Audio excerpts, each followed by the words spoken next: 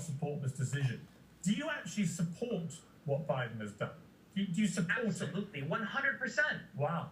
So actually, in the end, you do support lying, hypocrisy, and shamelessness, and obstructing justice. You support all those things. No. What Hunter Biden is $1 trillion. But what Donald Trump, it's not even close. And if Trump had done this, to Donald Trump Jr., you'd have said the complete opposite. Anyway, look, let me segue to... In Donald Trump's administration, after the traitors, okay, over here that support Donald Trump tried to overthrow the government on 2020, What's after they tried to overthrow the government and failed, people like Eastman and Giuliani were asking to be put on the pardon list. All right, okay? They were involved in the J6 attack. And guess what? When he does, Piers, you're going to have a 20-minute segment on it, and you're going to move on to see if you can dig up something else about Biden's or Kamala Harris. I would go if you enjoy content like this, then make sure to leave a like and subscribe to the channel. It really does help me out a ton. Let's get back to the video. You guys are all just jealous that he's massively endowed and shows his hang on. Francesca, sorry, what was that? I'm just saying, I mean, you know, the only crime, I guess, in Ben's eyes that Hunter Biden really committed was showing just how well endowed the Biden family is. And I can see from Ben's perspective how that, you know, might feel like, you know, a crime against him and his defending a man that abused women, like, as a woman, you should at least understand that there were women that were abused sexually. Women? I don't think so. I would were say 17? Were they 17 trafficking women and getting them addicted to drugs, yeah, that's abusing women. If you say that's good, that's on you. Look, here's the difference between the pardons between Trump and Joe Biden, right? Number one, what Joe are they does talking control about? y'all, and so you have something to talk about. But number two, Donald Trump pardoned. Not only included everyone who allowed and helped him. The idea that only Christians can make true claims is amusing. Well, it's true. I'm glad the truth amuses you. You think the truth is amusing?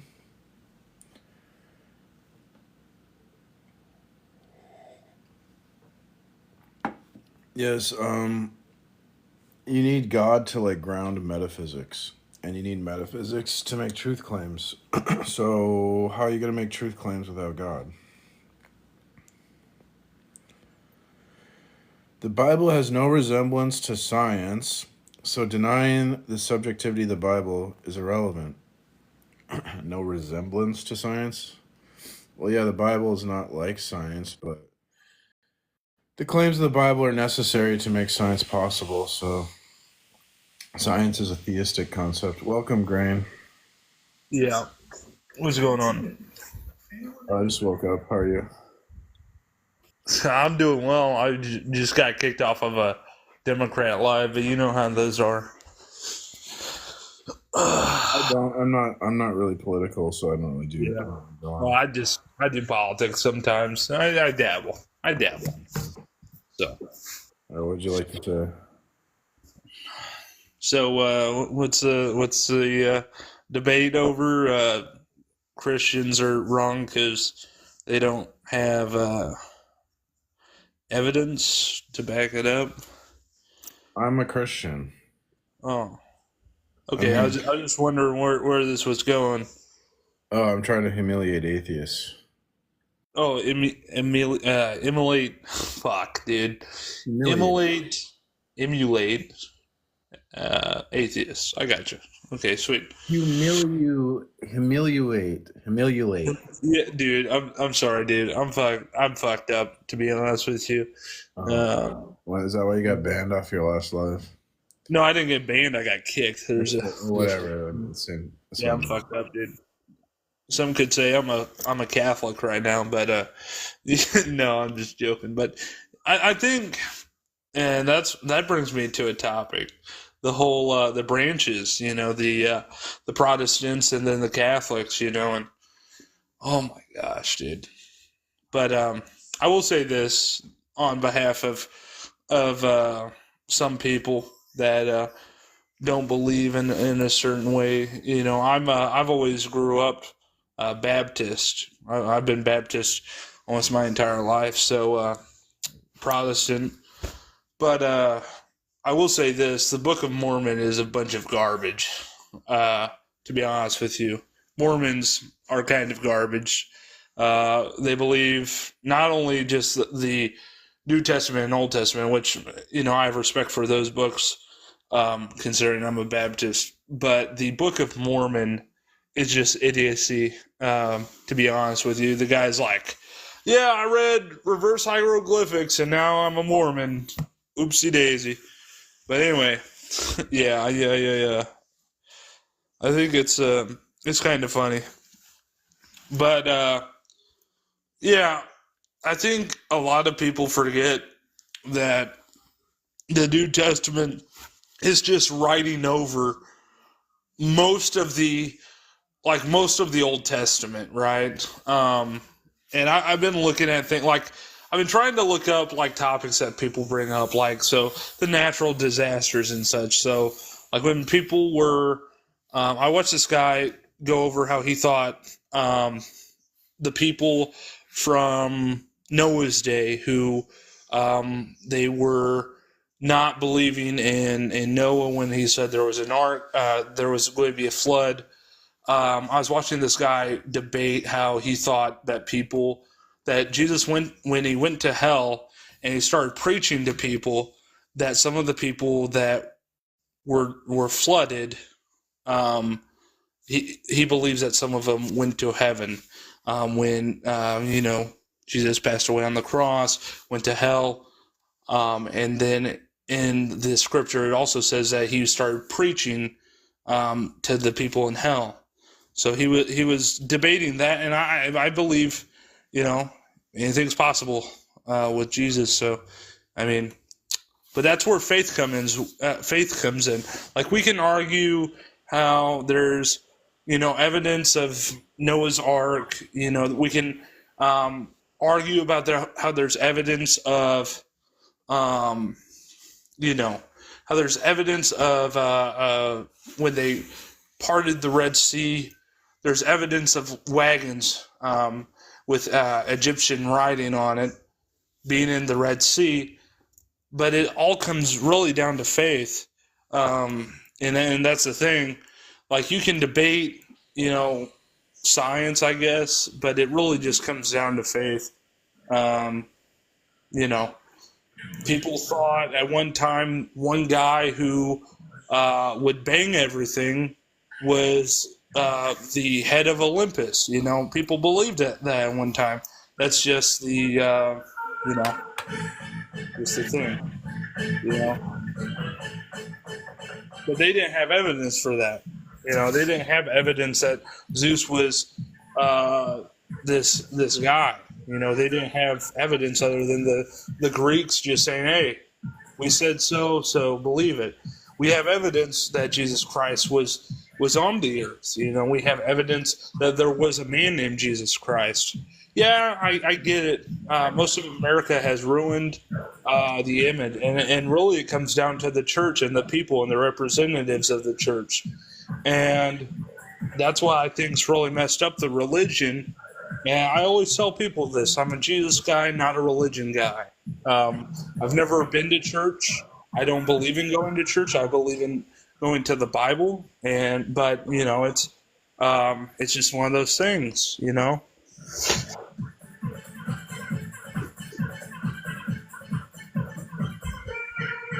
you playing Mortal Kombat right now? As I'm giving this monologue? What? Oh my God, who's playing Mortal Kombat? Yeah, I know. It's the host. It's the host playing Mortal Kombat while I'm on my soapbox. But yeah, no.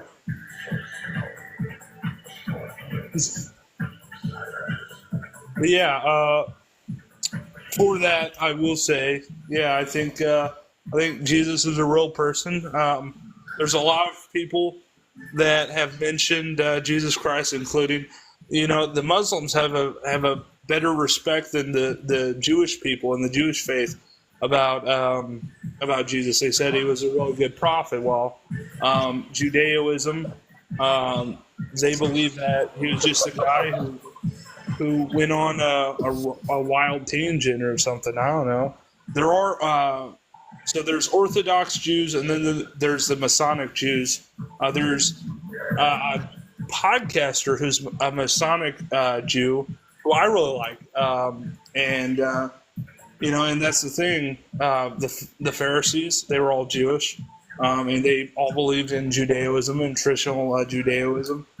And that's because they believe that if God the Father sent his Son, then God the Father would say that, even though, he's already said it. For God so loved the world that he gave his only begotten Son. Whoever believeth in him shall have everlasting life. That's the thing. But anyway, I just really think it's the representatives in the church. Catholics, I always dog on Catholics because they're probably the only people that are above the law when it comes to Christianity, and they do a lot of janky stuff. I mean, they were the ones saying that, well, if you believe in Jesus if you do 3 Hail Marys and you pay me 25.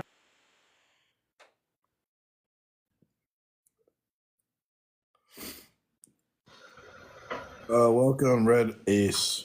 What's going on? What's going on, man? Just doing a little Mortal Kombat, You said what? Just playing a little Mortal Kombat. How it go, how it do. Oh, that's a great game. It's a great game. Love it. Especially the fatalities, man. Yeah. So Ripping the spine out. Do you disagree with something I wrote up there? Yeah, pretty much everything. No way. Yeah, of course. I mean, all right, so where do we start? It says, no God, no logic. Yeah. See, the problem with that statement right there, it's actually the opposite way. You need logic to get to God. You can't get God. You can't get logic from God. You get to God from logic. We can't get to God from logic. Sure you can. No, you can't. All right, here's how you do it. So, logically, there cannot be an infinite past. Therefore, there was an original cause, and that is God. It's very simple. Logically, there can be an infinite past, though. No, there can't, because you can't complete an infinite count. You can't count an infinite number of things. You can't complete that process. And everything in the past is already logical contradiction, though. What? There's no logical contradiction with an infinite past. The logical contradiction is that since you cannot complete an infinite count, and since the past is completed already, it already happened, that's a contradiction. That wouldn't be a logical contradiction. It is a contradiction. All right, well, anyway. So the other thing is possibility, I guess. All right. So why are you a Christian? Because since we can't reason to claims about God that are justified, and we can't science to claims about God, the only way we can know God is if God reveals himself. And the Christian God revealed himself in his human history with the perfect attribute set to make sense of the world. All right, so it says to deny the Bible is to deny science. Yes. How is that the case? How is that a possible thought? Well, science relies on the principle of induction. There has to be some consistency or regularity or order in nature to do science, because they have to repeat tests and get the same results. If you get different results every time you do a test, yep, you couldn't do science in that world. I agree with that. And so the only way we can justify that there's it's called regularity of nature. That's what you need to repeat the test and all that. The only way we can justify that is and if God creates the world, he endows the world with the order, making science possible, and then he reveals that information to us, which is what we have in the Christian Bible, where God says that he is like the sovereign authority over the natural order, and that he imposes and secures the regularity of nature. I actually agree with that about God, the God that I believe in, but your statement says to deny the Bible is to deny science itself. So the problem with the Bible is the Bible isn't about order. And Well, that's how we know there is the order, though. the Bible is about miracles, which are the opposite of science. Science can never prove a miracle. So everything in the Bible, I'm not the saying the Bible entire Christian belief system is based on believing in miracles. Jesus rose from the dead. There was a giant flood. Moses parted the Red Sea. None of these are based on science. Correct. So we would identify the prophet of God because the prophet could perform miracles. Like, how else are we gonna? Yeah. know? So your entire belief system is not about science at all. It's about violations of unity and order. I'm not saying my belief system is about science. I'm saying science is about my belief system. So science. Your beliefs, no, they're complete opposites, actually. They're not. They are, because No. miracles are the opposite of science. They're the opposite of order. They're the opposite of consistency. No, you couldn't. What would it mean? How could you identify a miracle if there was no like regularity in the world? We can't identify miracles. Sure, you can. If everything's random, then Have you ever seen one? have I seen a miracle? I mean, I don't know, not for sure. I have not.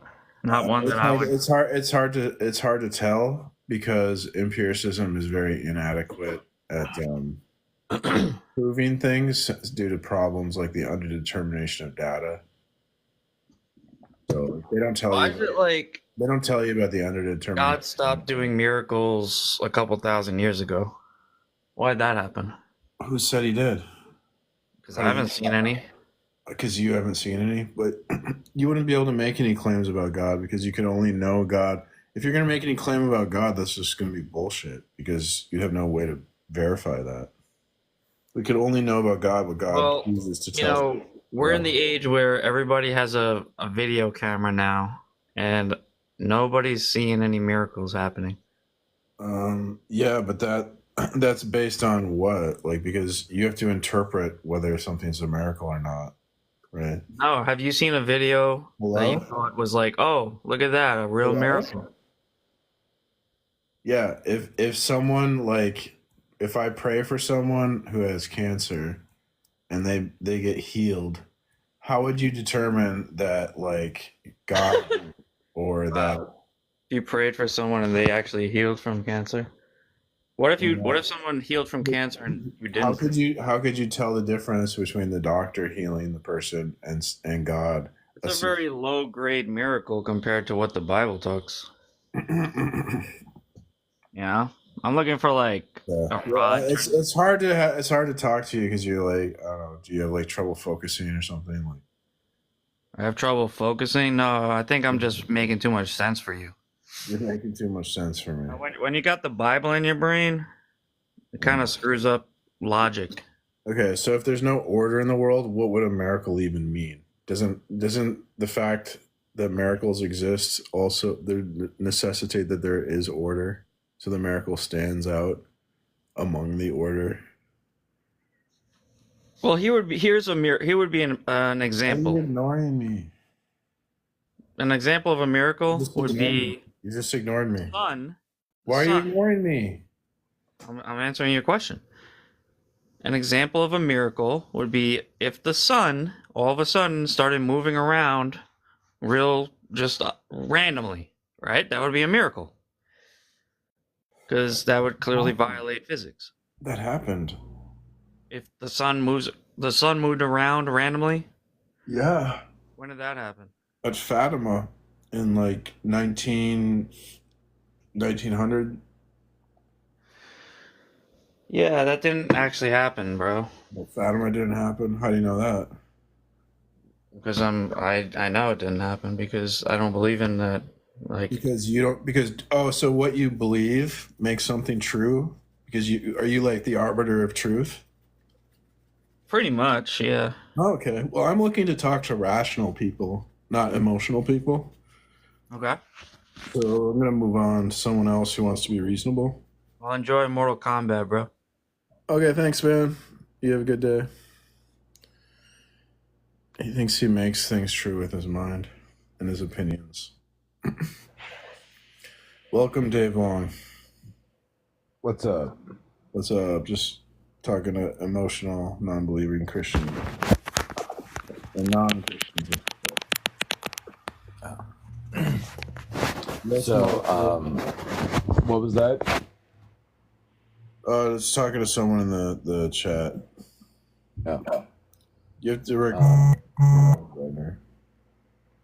Sorry, I didn't hear you. You cut out again. I was talking to myself. So what do you got? What would you like to say? So to deny the Bible is to deny science itself. Correct. No God is no logic. So I'm an atheist, and I'm going to give you two words that I think dispute your claims. Infantility and probability. I'm not sure how that disputes my claims. The infinity of the universe and the probability of things happening. Because you claim that the natural order of things can only be attributed to a God. I claim that with infinity and probability combined, everything will happen eventually. We just happen to be lucky enough to be on one of those planets that the things that we see happen the way they happened. Well, but you wouldn't really have probability without God, because God. No. You need something to determine like what's static and what's dynamic for the background information for probability, and like what would dictate. Why do you need that? Why do you need someone? That's how probability is based on background information of like what a static variable and a dynamic variable. Background information itself was something that was created by the human mind. We came up with that. We decided what was background information. God's necessary for logic and science. There's no escape to this. Because the story where God creates the world and he endows it with the order that makes science and logic possible. Order and science were created by man. They were man-made things. They were man-made topics that we decided. Well, then, I mean, that doesn't work. That isn't. How doesn't that work? Because we don't, like, I don't. We don't get to make decisions. Is that what you're saying? I don't create the order in the world. There is order. But you decide what is order. You decide the word that gets used for it. You get to decide what, like, you research and what's. I think God first thinks of what's true, and then we can think of things that are true because we're made in God's image, so we can sort of think like God. Without God thinking true thoughts and us being able to think like him, you couldn't. That's the only like working model of knowledge. There's no other working. There's no other way to know things. Because we think like God gave us those ideas. That's really good. What? It's just thanking someone. Thanks, Isus Christ. What is that? Is that like a Islam? Isis. Am I getting that correct though?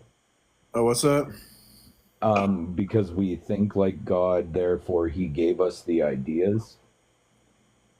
He doesn't like give us the ideas. We just have the ability to think correctly because God thinks correctly about the world, and we're made in His image. So He gave us the ability to reason. So all of our reasoning comes from God. Yes. Okay. What makes you like confident about that? Because the only other option is that the reasoning comes from a human mind, and if all reasoning is dependent on a human mind, that just makes everything, that reduces everything to like subjectivity or relativism, and then that would mean we couldn't know anything. Does that scare you or something? So well, it's just self-defeating. It's like a contradiction to say I can't know anything, because that's a knowledge. I'd like to keep going down this train of thought, because if you're saying all reasoning comes from God, correct? That's what you're saying. What? Yes. Yeah. What about the people that reason it's okay to unalive people, and the people who reason that it's okay to great people? Well, there's crazy people. That's why we need a justice system. But reasoning comes from God, and that's their reasoning. They reason that that's okay. Doesn't matter what they reason. We live in a society. We can't have people doing harmful things, and also God told us He doesn't want us to harm each other. So we put those people in prison. We have to take away their freedom. Yeah, but if He's infallible and He gave us reasoning, doesn't that prove that He messed up? No, because he gave us the ability to make choices, and so we're the ones that messed up. We're responsible for our actions. So He gave us the ability to make choices. Just keeps sounding like backdoor loopholes to logic to me. I don't know what you're talking about. I don't see what's the problem. Well, I mean, the problem is first off, your whole beginning of this train of thought to go down this pathway was that we think like God because He gave us the ability to think like Him. So we came up with the idea of probability in math, which just sounds completely backwards. Well, you know what Plato said? What? Plato said we could have knowledge because of reincarnation. That's what Plato believed. I mean, right? Yeah. Also, my version. They believed in different gods, though. So. Right. Yeah. They were pretty goofy people. But you're going to use this quote. Well, I'm just pointing out that the Christian model makes a lot more sense than whatever crap Plato said about reincarnation. We can know things because of in past lives we knew things and we've reincarnated. Okay. That was his model of knowing. I think the model where we're made in the image of God makes way more sense. I think probability and you don't have probability. Yeah, we do. You need ultimate reality to determine probability. Reality is reality without a God still. Yeah, but reality is a metaphysical claim, so you need something to ground metaphysics. Reality is a metaphysical claim. Reality is a metaphysical claim, so you need to ground metaphysics. And a claim doesn't ground metaphysics. No, but an idea can. Something that can be tested. You need an entity to ground metaphysics. You need God. There's no getting out of it. Yeah, if you don't have need God, an entity. Yeah, you do. You can test it. Yeah. No, we need an entity to ground metaphysics. We need God. There's no other way. So 1 + 1 = 2, right? Yeah, because of God. You take God out of the equation, 1 + 1 still equals 2. No, it does not. Yeah, it does. Incorrect. What's it equal then? Who knows? Because everything's random now. There's no logical. There's no conceptual order, logical order. So are you saying 1 + 1 didn't equal 2 before the Big Bang? Before anything like that? It needs God. So like one 1 does not equal 3, right? What? Sorry, what was that? 1 does not equal 3. 1 and 3 have different properties. Exactly. I mean, they don't have different properties. They're not real.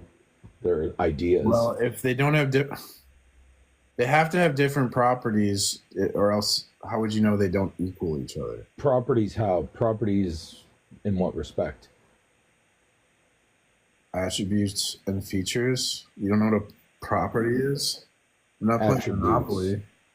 Attributes suggest physical. Red is a property of an apple or something. Or sweet is a property of an apple. No, that's how you describe it. That's a property. Anyways, go on. So 1 has different attributes, properties, features than 3. They don't equal each other. That means they have different properties. Okay. So like what would limit the properties of 1 so that it's different from 3 and it's consistent over time? The fact that we as humans assigned it that with an idea. It's God. No, it's God. And so if you deny God, then now... You just say it's God. Okay. I don't just say it's God. God revealed it, right? God revealed himself. And if you deny that... If you deny that, then you couldn't say 1 + 1 = 2, because there'd be nothing ultimately to limit the properties of 1 so that the properties of I'm denying it, and I fully understand 1 + 1 = 2. You can't be skeptical about this, though. I can't, because I definitely am. No. You can't be skeptical. Yes, I am. Well, then that's a contradiction then, so you're just contradicting yourself. How is it a contradiction? Because to talk about 1 + 1 = 2 without reference to God would be unintelligible. That wouldn't make Okay, sense. let me ask you something. If there was God and he was taken out of the equation, and before anything, there was an item and another item, how many items would you have? If there's no God, there's no meaning to anything. There's no meaning to anything. Okay. No. If you saw those items, you would see them. You wouldn't have words for it, but you would know there's a multiple of them, right? You wouldn't be able to identify them.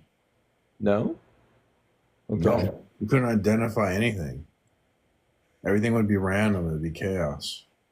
It's weird how math and everything was discovered before your book was written, though. Weird.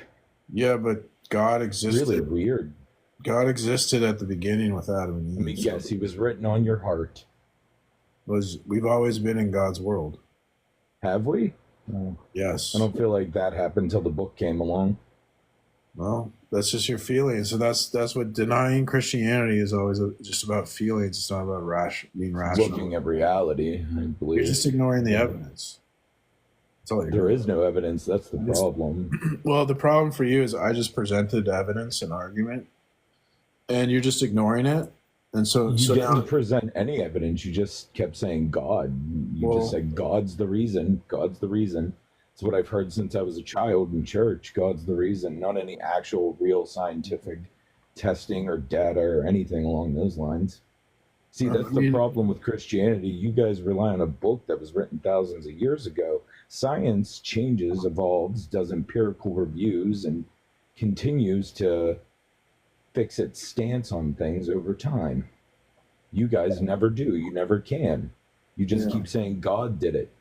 Therefore, I presented evidence, and you're ignoring the evidence. No, you didn't. You presented nothing except for the words "God did it." Well, a flat earther would say the same thing if I proved the sphere Earth. So you're just being emotional.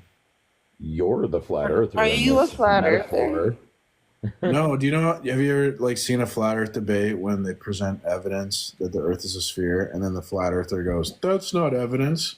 I'm just pointing out that that's all Dave Long is doing here. He's making a hand wave dismissal of the evidence that's been presented to him, which means you're the being one emotional. who's just saying God. did it. Okay. You do realize that, Well, right? Dave, I Like, mean, I'm looking to talk to rational people, so maybe Melissa should be more reasonable. probably shouldn't have a conversation with yourself anytime soon then, but... Okay, well, thanks for coming, Dave. I wish you well. What would you like to say? I'm gonna address the first prompt, if that's okay.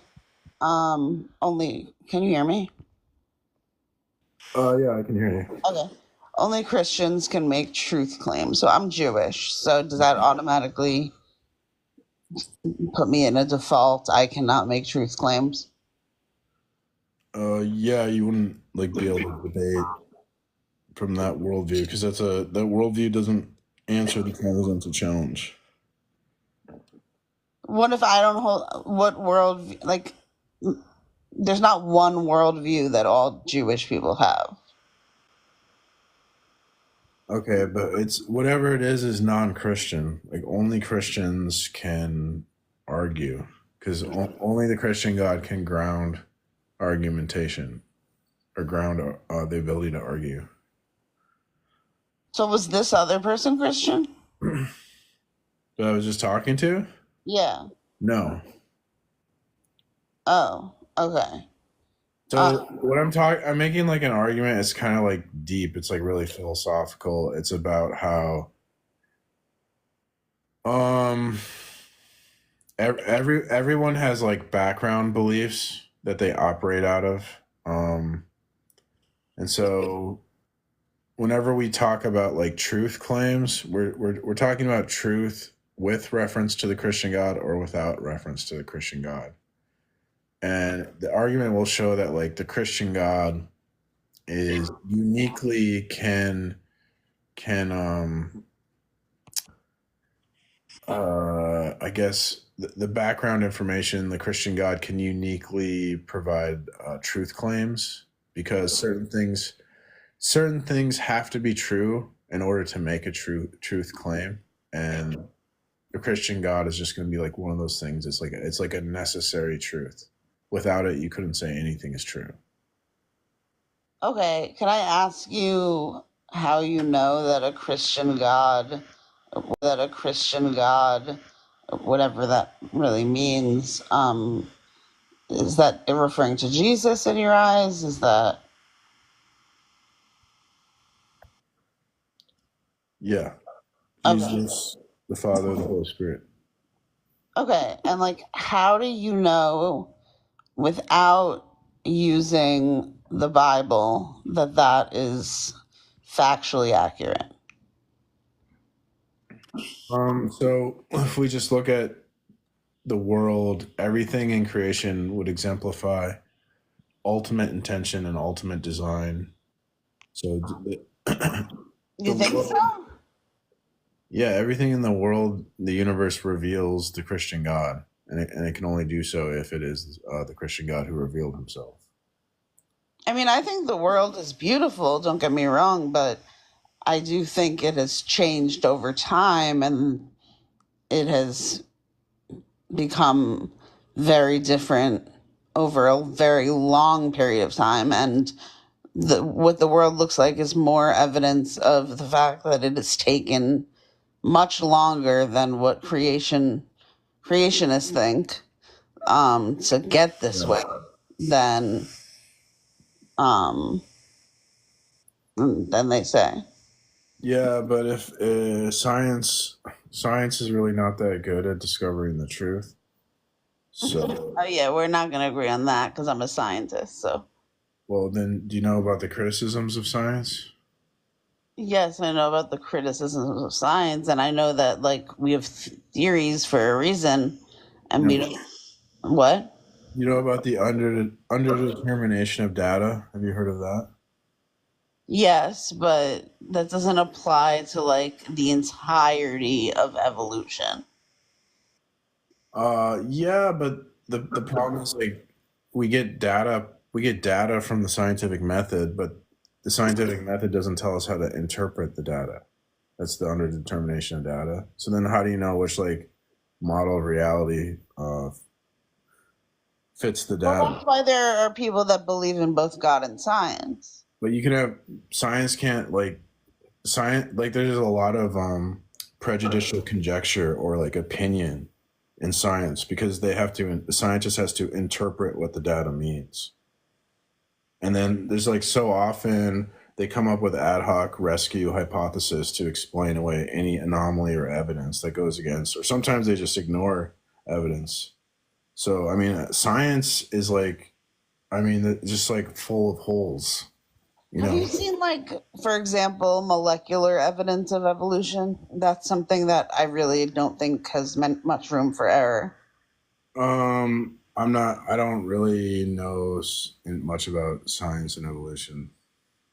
So you haven't, like, looked into both sides of the argument before having a stance? Like, I read the whole Bible. I've read, two versions, actually, the King James version and a Christian version. And then I've also read the Torah. And then I've also studied science for 18 years. Yeah, I'm just not interested in science. Like, science gives us like provisional truths or like probability truths, and the claims of the Bible are like what's called necessary truths. And so in philosophy, necessity trumps probability. So it doesn't matter whatever science can say. It will claim whatever it wants.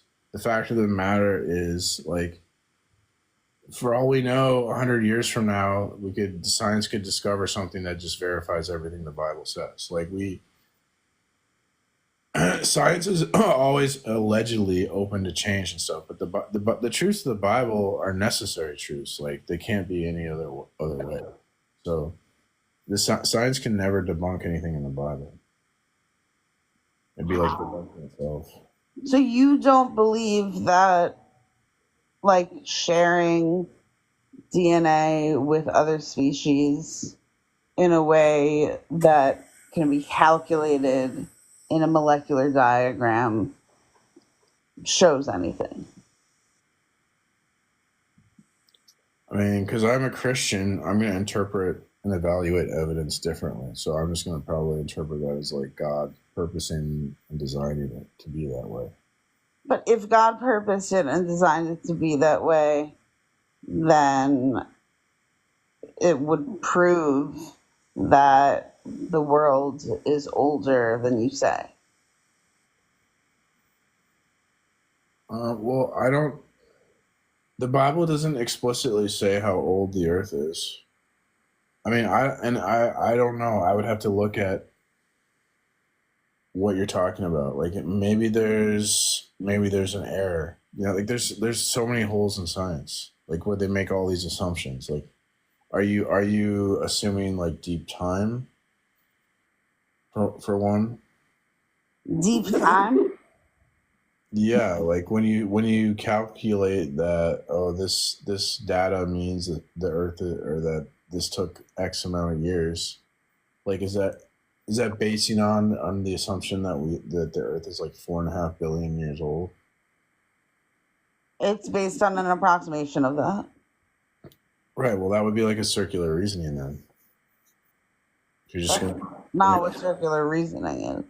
If you're gonna, if you assume the Earth is old and you're just gonna like make all the data. Have you ever heard of the Texas sharpshooter fallacy? No.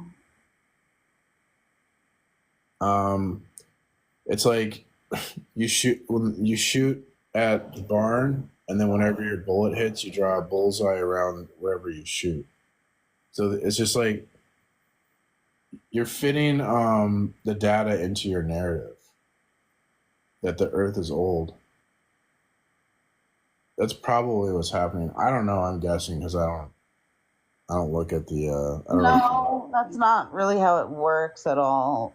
When you are looking at of DNA structures. Well, I don't understand any of that stuff, so I don't see how it could be otherwise.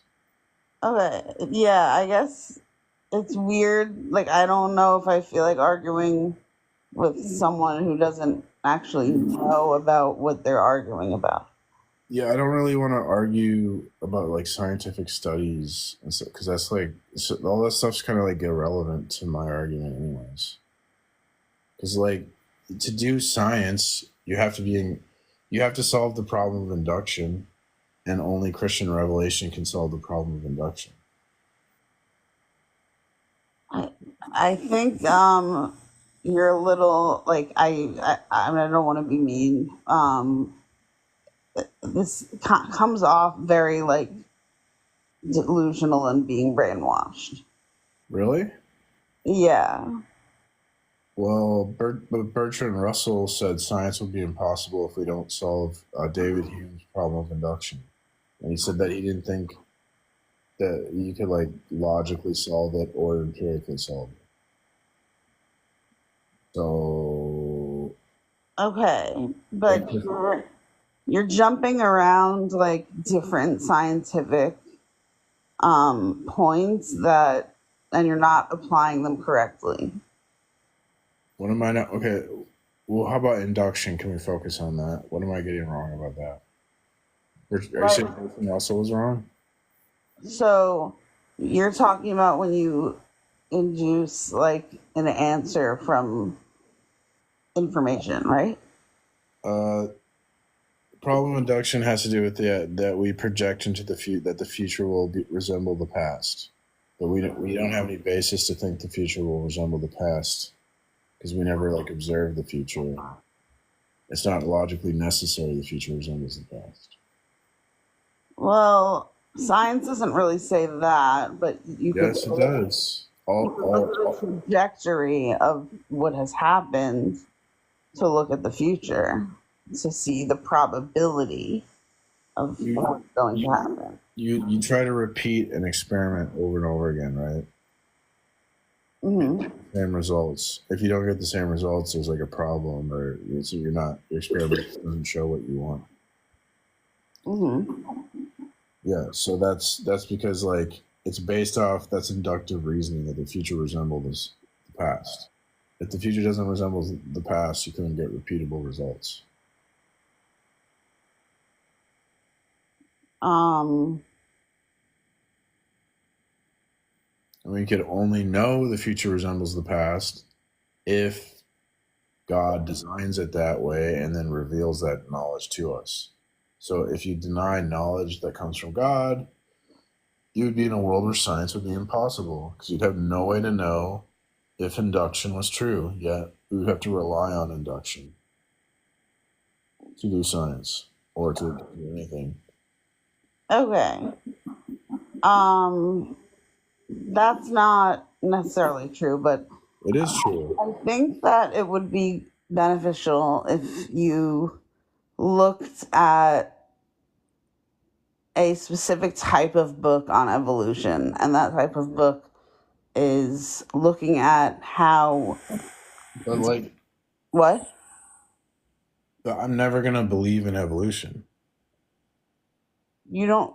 I mean, how do you know that without looking at it? Because it contradicts the Bible. So the Bible is my authority of truth. So yeah, I guess I would never like know that I believe it's something without looking at both sides of an argument. I don't have to look because if evolution is true, then the Bible's false, right? All right. But if the Bible's false, then evolution is false. If the Bible's false. Yeah, so science can't disprove any. If science were to prove the Bible's false, then that would make science false. See what I'm saying? So science, it's impossible for science to disprove the Bible. So you're like afraid to be wrong? I'm telling you how it's I'm explaining to you the impossibility of science to disprove the Bible. I'm trying to you wouldn't know the impossibility because you haven't learned about it. I gave you I showed you the necessary. There's a necessary the Bible is necessary for science. There's a necessary relationship there. It's unavoidable.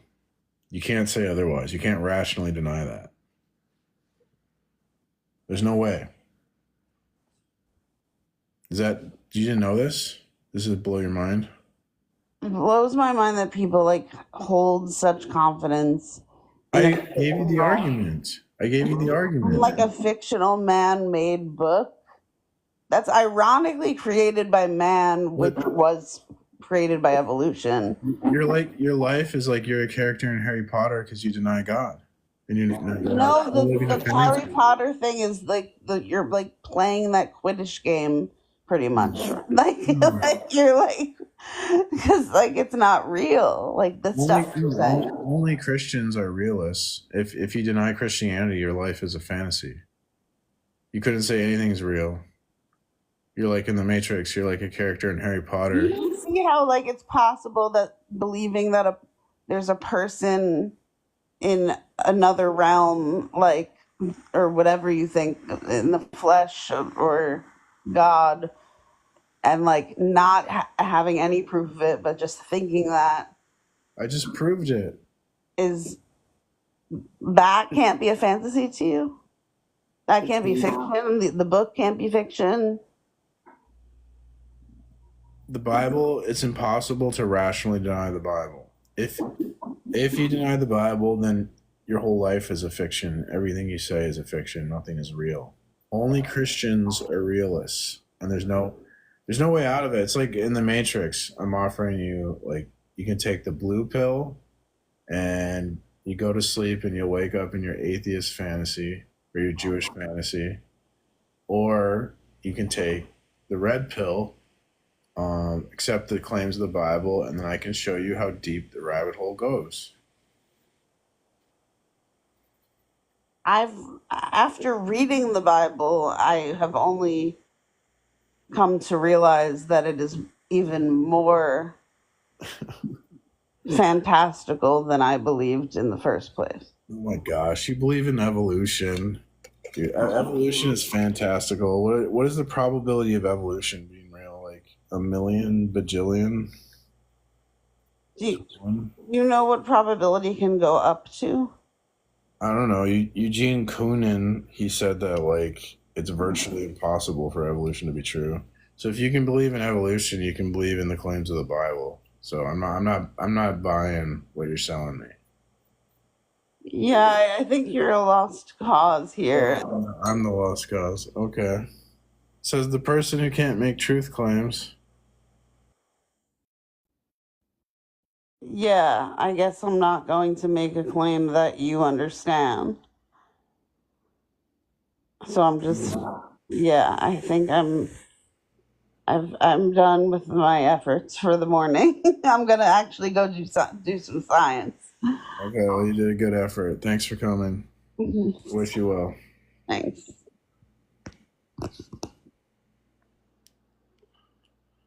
Science. She blinded me with science. Science. Hey, man.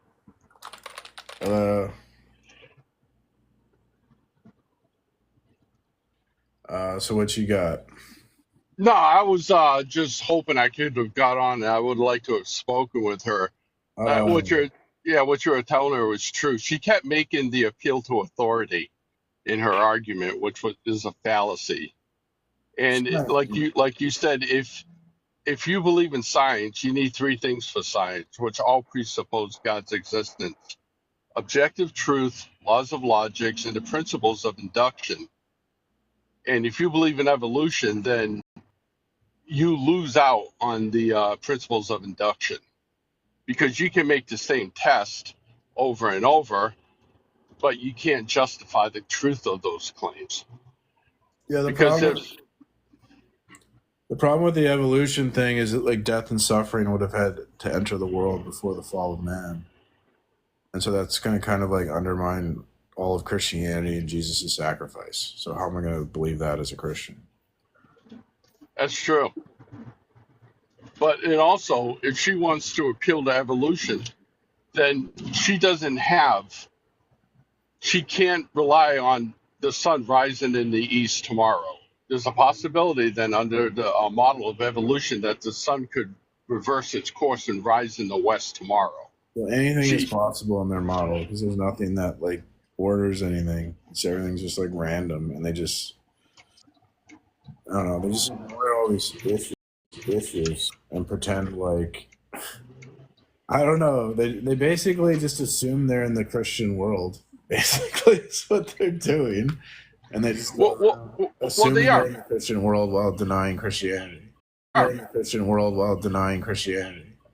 Right, because we're all made in the image of God, so we have the mind to conceive logic and reason.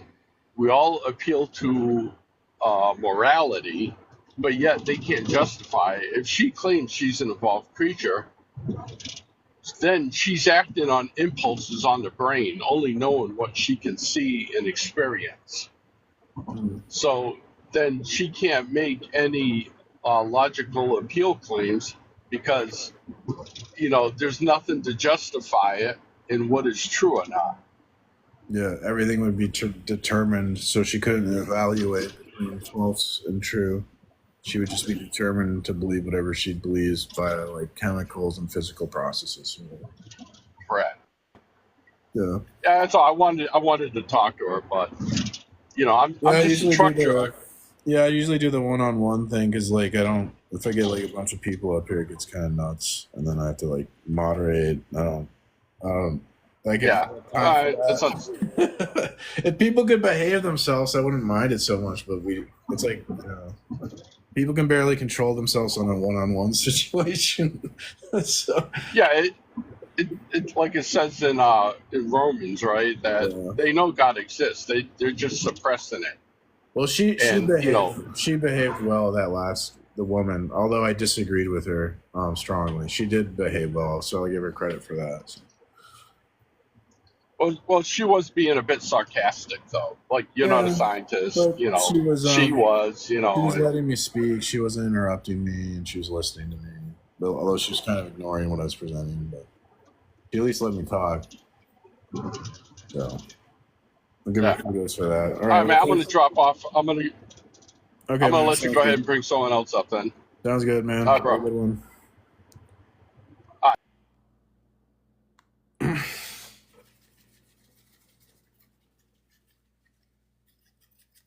God is fake. You think so, Josh? Are you requesting? No, he's not requesting. God's not real. Remember that song, She Blinded Me with Science? Science!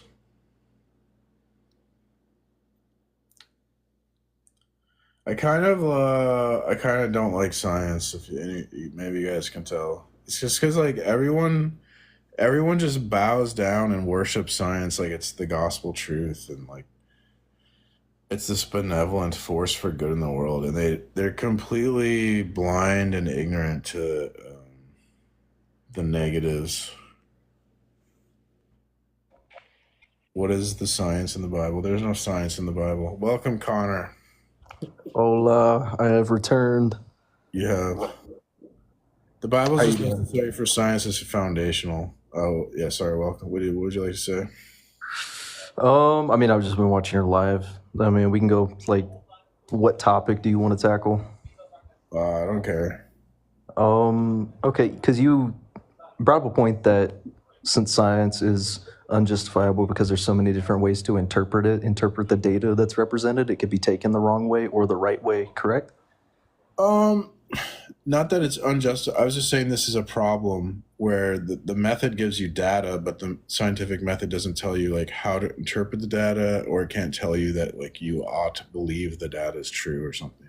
Well, no, I mean, we interpret the data ourselves, and so we implement that data that we've gathered into other experiments, and if the data that we've, put into a different experiment collaborates with that experiment in the ways that it works, then we know that we understand the data, right? That's what, 1 plus 1 equals 2, but if we take 1 plus 3 and expect it to equal 2, we're not going to get the same.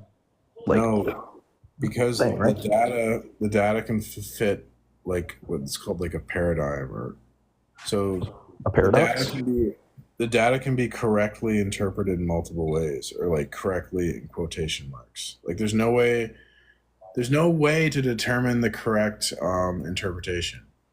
Okay, how do you differently interpret 1 + 1 equals 2? That's irrational. That's a different thing. Well, I mean, no. I mean, if we're just going to go off of like data, that's a category error. That's not the same as that's a rational proof. That's not an empirical proof. That's a category error. Okay, what do you mean by empirical proof? You little snake debate. No, I'm not trying to be snaky. You thought you'd give me that little snaky, deceptive. Your father is the devil, huh? I mean, no, you little not snake. really. That was pretty snaky of you, Connor. Very deceptive to do a category. Is there a error. different question you would like me to ask? Do you lie to me because you don't want Jesus to be true and you want your father to be the devil, the father of lies? Is that what you want, Connor? You want to be a liar? Is that what you want, Connor? You little liar. I'm not a liar. I'm still trying to figure out where I was lying. You're a snake. That was a snake move in the debate. Okay. Let's tackle a whole different. We can tackle a whole little different cheater snake perspective. Okay, right. Snake, what you got? What other snake move are you gonna do? Do you think we truly have free will under the Christian God? Yes. Okay, so and God proceeds to show through the revelation of Christ that he's an omnipotent, omnipresent, all-knowing being, right?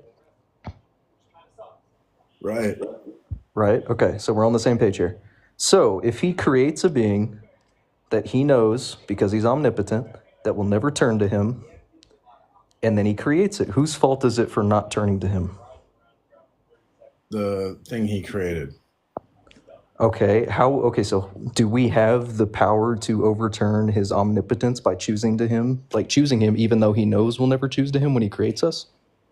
We have some ability, we have some free will to make choices and guide our own future. But no, all I'm asking is he's all knowing, so he knows I'll never I'm not even gonna say me. Let's say he knows this person will never turn to him.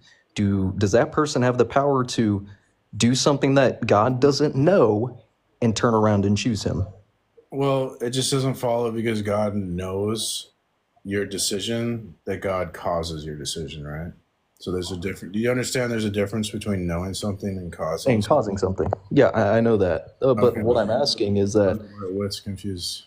If God chooses to create a being that he knows will never turn it because he's all-knowing before they're able to make any decision, thought, or action, he knows that they'll never turn to him. He creates that being. They're born, they live their life, and he knows they'll never turn to him. Do we have the power to overturn that omnipotence and choose him, even though he knows for sure that we're never going to choose him? It's just a dumb question. I mean, no, it's not. It's an incoherent question. How is it an incoherent question? Because if we can choose, he doesn't cause our choice. So there's like a contradiction in your question. Okay, so that's the thing. That's what I'm asking. He's an all-knowing being. Oh my God. Which means he's omnipotent. He chooses to create a being that he knows because he's omnipotent that will never choose him. Whose fault is it that he doesn't get chosen? God, as a first cause, creates beings as like a secondary cause. So he gives us the ability to cause things. But he knows. Okay, let's say he knows for sure that the being's going to choose him. But we have the ability to cause things. He gave us that ability, and because we have the ability to cause things, we're responsible for the things that we cause. Okay, so does he know? He knows the outcome. Does he know the process of the outcome? Thanks for coming, Snake. I wish you can't answer the question. You can't answer the question because it's a. Sure, I can't. Oh my goodness! Welcome, Autumn. Please don't flirt with me. Mars, can you name one instance where I potentially flirted with you? I'm taken. Okay. Okay. Okay, I just want you to know. Wait, you have a girlfriend? I just want this to be professional. Yeah. It's definitely professional. You're the only one who's made it unprofessional. Okay. What are you talking about? I just want to make that clear. Sorry. I'm so glad that we're making that clear. Okay. Thank you for setting your boundaries with me. Okay. Okay. Anyway, so you're saying that like somehow we have free will. Yes, we have. The Bible teaches that we have free will. Okay, so can you break that down for me? What does free will mean? What does it look like? How do we practice it? Break it down for me. Just that like we can choose. Our choices affect the future. Like based on what I choose today, my future will be different. Does God know what you're going to choose? Yes. Okay, so he knows. And how long has he known? I think he knows. Like, he always like he doesn't. I think he like always knows. He always knows. Okay, so when he decided, hey, I'm gonna create this universe or whatever, however you perceive the creation, right? When he made that change, inflicted that action, he basically gave you, like, took away your free will because he knew exactly what you were going to do. There are external things that kind of make you do what you're going to do, right? Because your destiny is predetermined.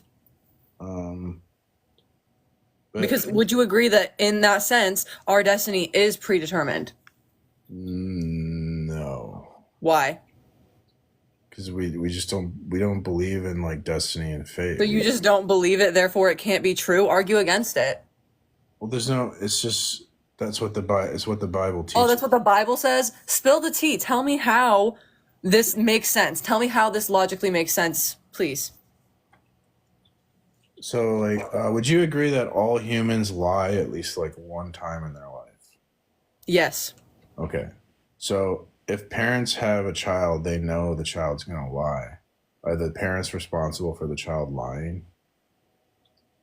Oh, no, that's completely different because God knows exactly down to a literal T how things are going to play out. Like literally down to a T because he's all knowing, right? Parents are not all knowing. If a parent had a child knowing that it was going to be Jeffrey Dahmer, you might think, hey, maybe don't hook up that night. You know what I mean?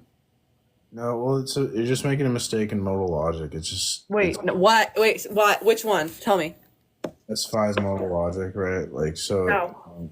You're confusing, like, necessity, the consequence, and necessity, the consequent. So it just doesn't follow that because I choose something and God knows my choice. No, it follows that something's predetermined, which you kind of already agreed to. Therefore, you don't have much other choice to make outside of that. That's what free will would be, is having the choice to make multiple decisions. Or like being able to make different decisions. The Bible doesn't teach that. We teach like a presentism, that like only the present exists. The future would be like I think an abstraction. Well, what? Well, to God, it wouldn't be. It would be like just how it is. Like he knows what's up. It doesn't matter what it is to us. God is basically in control of us, right? I would say God's in time with us. Okay, so God's with us, watching us, right? He's deciding not to intervene. He knows what's going to happen. He knows when he is going to intervene, when he's not going to intervene. He knows all these things, right? He knows what prayers he's going to answer, what prayers he's going to ignore. We don't have free will because all his decisions are up to him. And we are his decisions. I think you're just making a mistake in the modal logic where... Wait, can you tell me how? I mean... I tried to explain it. I don't know. The affirming... No, because you're just like saying more claims. You're not demonstrating how I'm logically... Oh my gosh. You're just making more claims. I don't know what you're talking about. I tried to explain about there's a difference between the necessity, the consequence, and the necessity, the consequence. So you're making it... That's a mistake in modal logic. Like, I don't know how to explain it. Like... Wait, you think because there's necessity and consequence... Wait, can you elaborate on that more, actually? I would love to hear more. So, like, if it rains, necessarily the ground will get wet. But because the ground's wet doesn't mean necessarily it rained. Like, someone put a Wait, term. what? Okay, so explain to me how that applies here. Because, like, just because you make a choice, it's necessary that God knows the choice. It doesn't follow that What?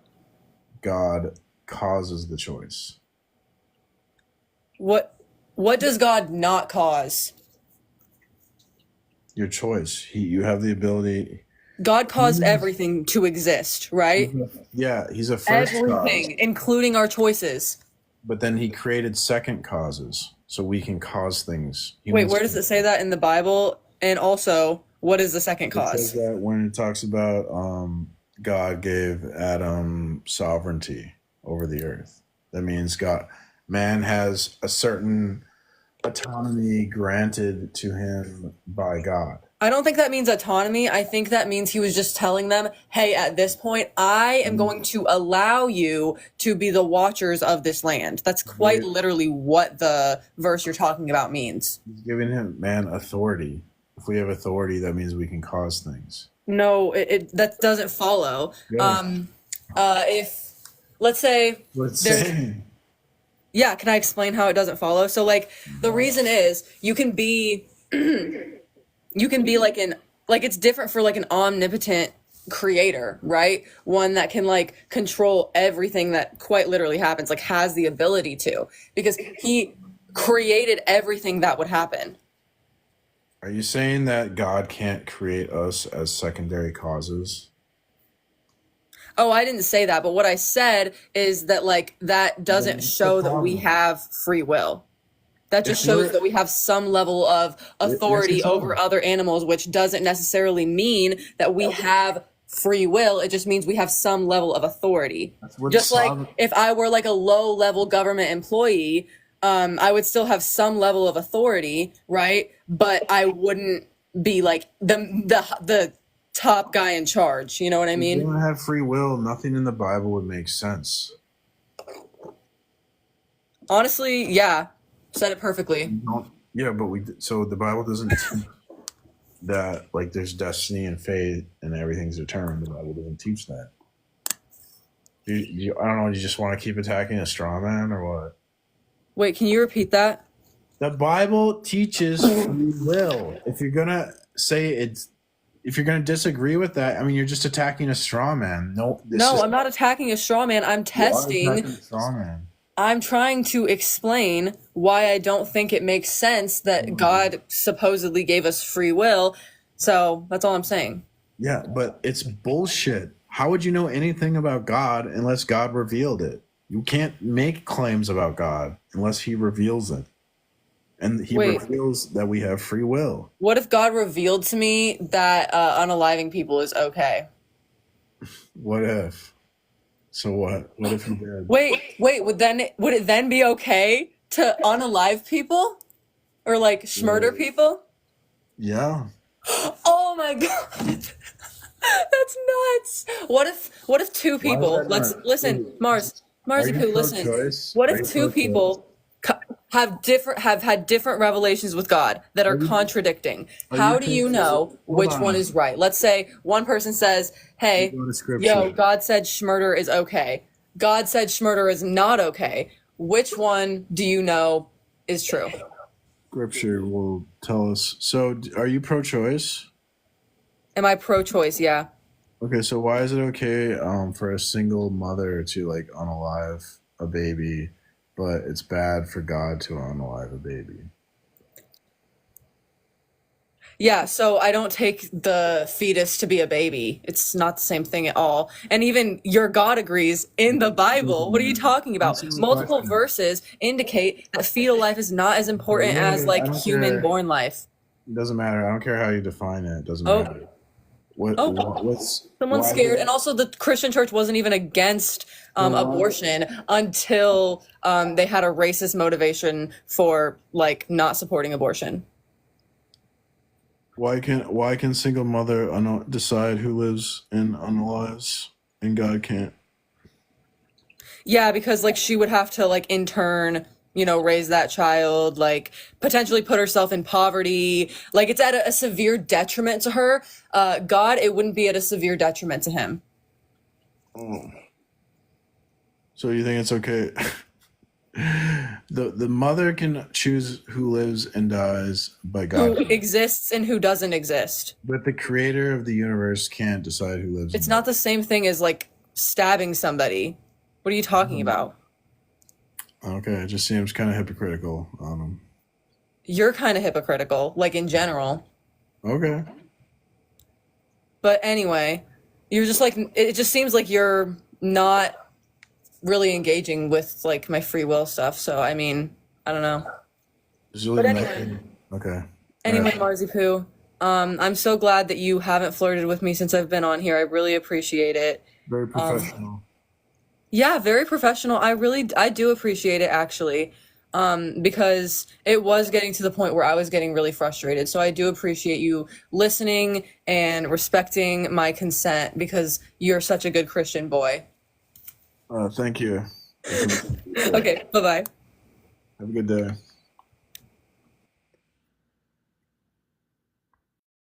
Oh my goodness. Hello? Welcome, Woody. I'm just wondering, so if God is all loving and the embodiment of kindness, love and all this, yeah? Yeah. So, do you believe there's anything you can do in life to deserve eternal damnation and torture? I think everyone deserves that. Well, do you know how long eternity is? Like, say, even someone really bad, like even Jeffrey Epstein, you can say, well, it's even, make them go through everything they've gone through. Maybe a couple days he's gone through everything he's put everyone through, but eternity, that is unreal. Yeah, I agree. It sounds unreasonable from a human perspective, but I trust that like God loves us and he knows best and he'll do the right thing. And I mean, maybe it's not eternal conscious torment. I don't think we can say 100% what happens. It seems like that's what happens from the text, but I mean, we could be wrong about that. I mean, because there's always like some mystery to the afterlife. We don't know. All we know is what the Bible tells us. I can't hear you if you're alt-tabbed, by the way. They suffer from eternal punishment. That's what it says in the Bible. Eternal. Yeah, it seems like that, yeah. But it also says that no one knows what happens after we unalive. Paul talks about like there's a new heaven, new earth, we get new perfected bodies, the resurrection. What, and that's in hell? Hell, yeah, I don't know. It's hard to say. Yeah, it seems like there'll be eternal conscious torment, but like it's not like I don't think that contradicts God being all loving. An all loving being would not send someone to be tortured forever. But like let's say there's people who do things that are horrible crimes and they go to like but he sends people to hell just for not believing in him. They could live a perfect life, do so much good, and then just because they don't believe in God get sent to hell. But like do you believe them people deserve the punishment of eternal damnation?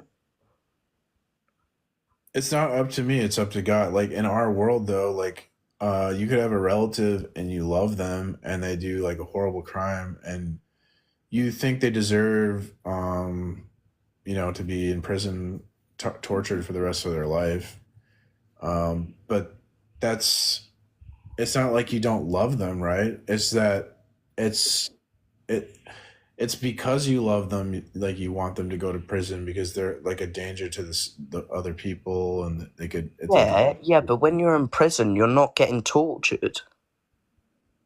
I mean, you kind of are. It's not fun. Yeah, it's not fun, but it's different to getting fucking burnt in the flame. Eternal fire. I don't think it's a contradiction. Like, I think it is. I mean, if God doesn't punish people, then there's no justice. Well, yeah, but you can punish someone, but it doesn't have to be for eternity. Well, maybe it's not. I don't know. Well, it's mentioned in so many verses in the Bible that it's eternal. That's why it's called eternal damnation. Hard to argue with that, yeah. It seems like that, yeah. Exactly. But, like, we're not really... It's up to God to decide God knows best, so... That's just a cult. That's just a cult. Look, man, I'm granting you that that's a valid criticism. Yeah, right? yeah. Well, yeah. Granting you from a human perspective, from our perspective, it seems like an all-loving God wouldn't internally conscious torment people. Yeah, it seems. Yeah. I'm saying that ultimately we're not in a position to know what's the right thing to do. So we're not even in a position to judge God. So I think I'm being charitable. I suppose, but it's just you got to understand that it is a massive contradiction, and then I don't find a single way that it could justify it. Well, I think there's a contradiction in not punishing people too. So yeah, no, I'm not saying not punish people. No matter what God does. How? You're just upset. What? Like, you think God's punishment's unfair, but who are you to say what's unfair? You're just a human. I think it's unfair to send someone to eternal damnation when they've done stuff in the life which is quite vividly not eternal. But don't you think God knows more than you? Well, I'm sure. So he probably knows the best thing to do, and then we just trust him that he's going to do the right thing. All right, mate. That's simple.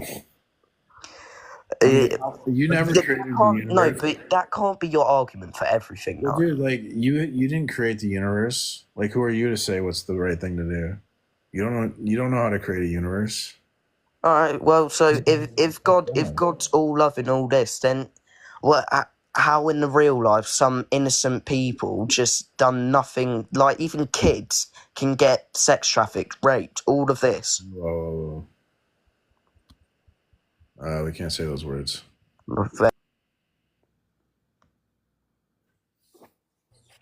Hey, what's up, Ed? Yeah, sorry he said some naughty words there. Yeah, I just don't want to get banned. It's not that. Nah, dude, I totally hear it. Yeah, man, I'm not here for debate. I'm not here to stress you out. I'm just saying, how are you doing? One, I was a fellow Christian, and I'm slowly losing my faith. I stopped attending the Church of God as of 3 days ago. I studied the Bible very intensely. But they have a little bit more of a weird morals, and I couldn't get behind it. I still follow the Bible, but I can't get behind Church of God's false prophets. Yeah, I'm not sure. Is that like a cult? No, see, a lot of people ask that, and no, they're just another believer. They just follow the Bible, but they add to the Bible by believing a second coming of Jesus Christ has already been here, which is Christ unsung hung. And they also believe the Heavenly Mother is in the flesh in South Korea as we speak. What? Yeah, man. So I was for it for about a good 3 months, and then I had some kind of vision, dude. I'm not gonna lie, and I couldn't go there anymore because I found my purpose, and I just knew that these were false prophets, and I tried to do it in the most respectful way. Of course, they're trying to get me to go back to the church. I'm just like, I can't. You guys believe in false prophets. You guys say not to add or subtract from the Bible, and here you are adding unsung hung and mother in the flesh. They believe in Elohim, which is translates to multiple gods, but what they interpret from that is that there's only a heavenly mother and a heavenly father. Okay. And I know majority of Christians believe in only Heavenly Father. Am I right or wrong? Yeah, there's no heavenly mother. Yeah. See, in the Bible, in Revelations 22, it says there is a mother, the Spirit and the bride. A lot of people think the bride is the church, but in fact, it is heavenly mother. The mother of Christ, but we wouldn't say she's That not. would not be Virgin Mary. No, we're not Catholics. You're not a Catholic, are you? You don't worship So Mother Mary, I do don't you? think we believe in what are the Catholics? Immaculate. Like the Catholicism to me is Satanism, dude. I was raised Catholic, but Oh, well, that's why you switch faiths, right? I'm a Protestant now. Yeah. Okay, that makes sense. See, that's better, man. Like, I'm not trying to say one's better than the other, man, but in my opinion and my belief, the Catholics are very misguided. Well, Very I misguided. think it's not like the everyday Catholic is the problem. It's mainly like the Vatican. Yeah. Dude, it was a pleasure to talk to you, man. Like, it just sucks, man. I got brainwashed for 3 months and now I have to live with myself again. So, like, I it's wish like, I knew more about I don't know a lot about denomination. Like I'm kind of a that's big okay. Christian, and I've been more into like apologetics. So I'm pretty good at like debating to prove Yeah. the Bible, but when it comes to like arguing theology and doctrines, I need to do a lot more reading. Hold up. Desert Rose said bride of Christ. Who is the bride of Christ then? The church. Oh, okay. See, okay, it's starting to make sense, but see, I was brainwashed into believing that it was Heavenly Mother and not Bride of Christ. So I still have a lot to study. I still have a lot to do. Good luck out there, man. There's going to be a lot of ignorant people coming through here, dude. Definitely.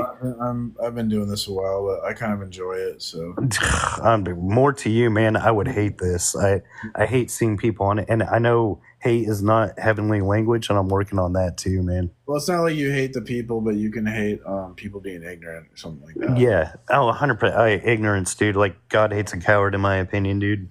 Yeah. So, but hey, man, good luck to you. God bless you. And please never be misguided, all right? All right. I mean, try our best. You have to have the Holy Spirit. Yeah, man. Just the Holy Spirit. I know I'm getting into heaven. That's all that matters. Yeah. Okay, man. You have a good one, buddy. Thank you.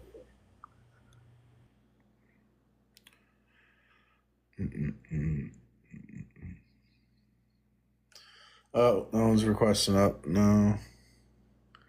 Do you have a paper I'm reading? We're almost done. And let's see here.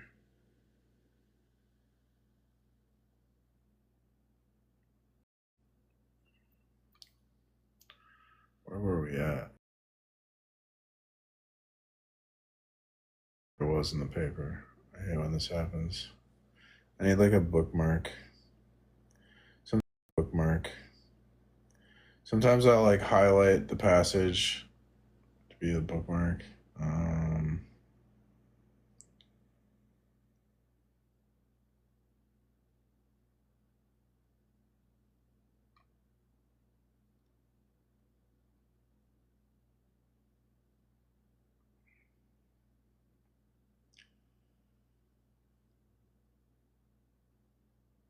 Where was I? What is needed is some argument.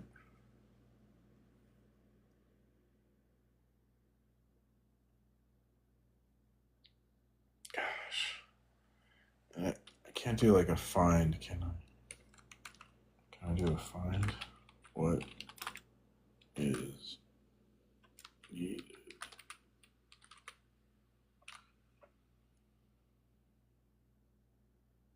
Oh, I can do a find.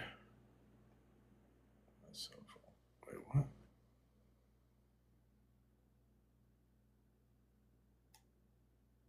There it is. This is where I was. Wait, wasn't I further than this? What is needed is some argument, the conclusion of God, that no God exists. Oh, okay. So, okay, we're just talking about we need an argument that no God exists, but there's problems because there's different ideas and definitions of God. So it's hard to say like God's logically impossible based on like we could just change the premise. We could just always disagree with the premises or something. Noting these systemic systematic problems looming in the foreground for the atheist apologetics, one might opt for a weaker defense of atheism, showing that the existence of God is inconsistent with contingent facts of the world. So this is going to be like, what, problem of evil? After all, the reason for showing an inconsistency in this context is to show that no God does exist. Atheism follows from the conclusion that no God can exist, as well as from the conclusion that no God can in a world like ours. It is possible to construe the problem of evil as a well-known example of this sort of argument. While Mackey formulates the argument to show an internal inconsistency for theism, the inconsistency essentially derives from a contingent proposition that theists take to be true. If theists gave up some propositions about the existence of evil as an important part of their credo, the argument could be reformulated in the way I have in mind.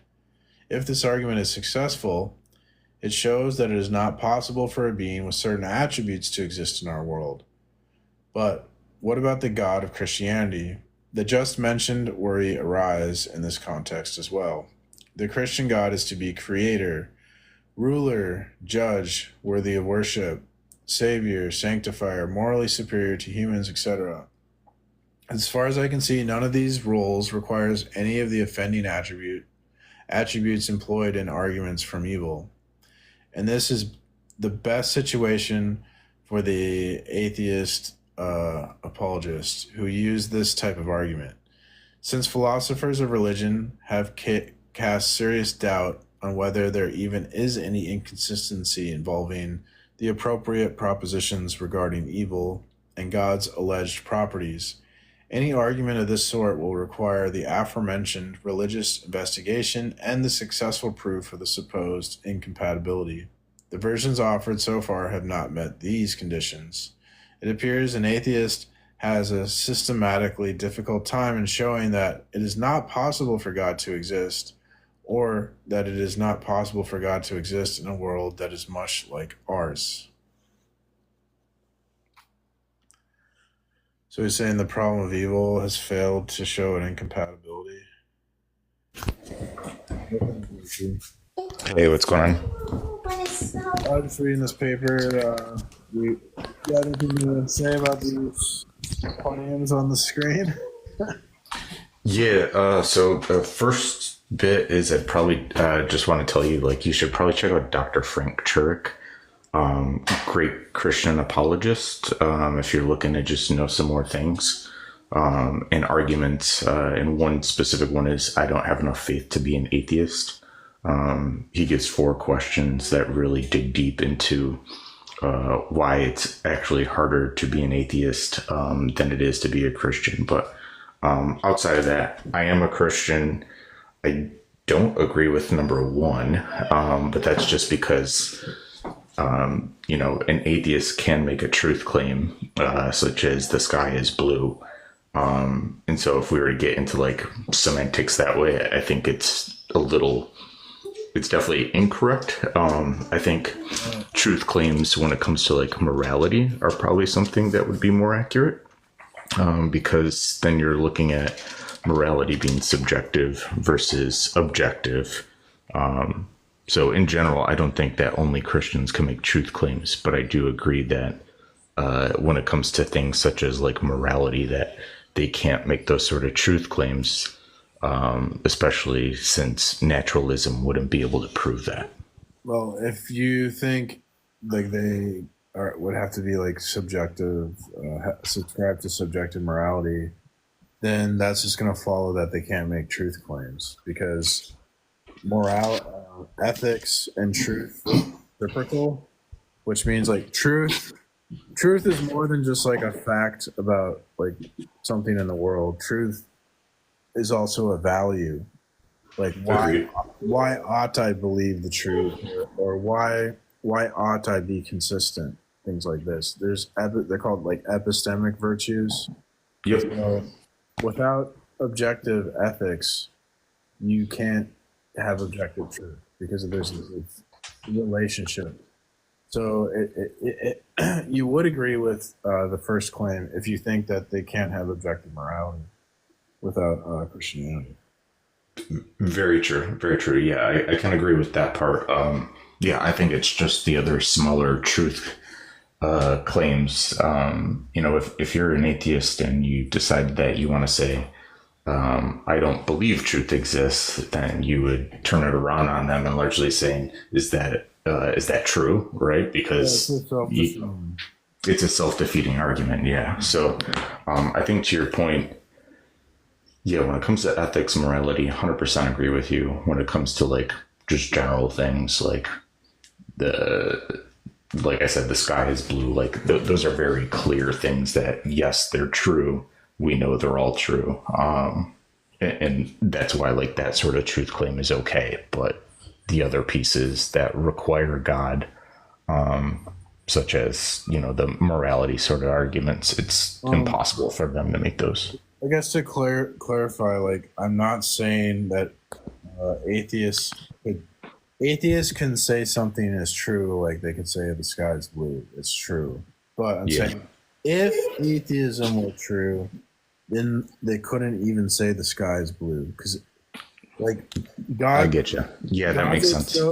God's, like, so fundamental to reality that to deny God, if it were the case that there was no God, reality would sort of, like, fall apart. Yeah. It couldn't make sense of up or down. Yeah.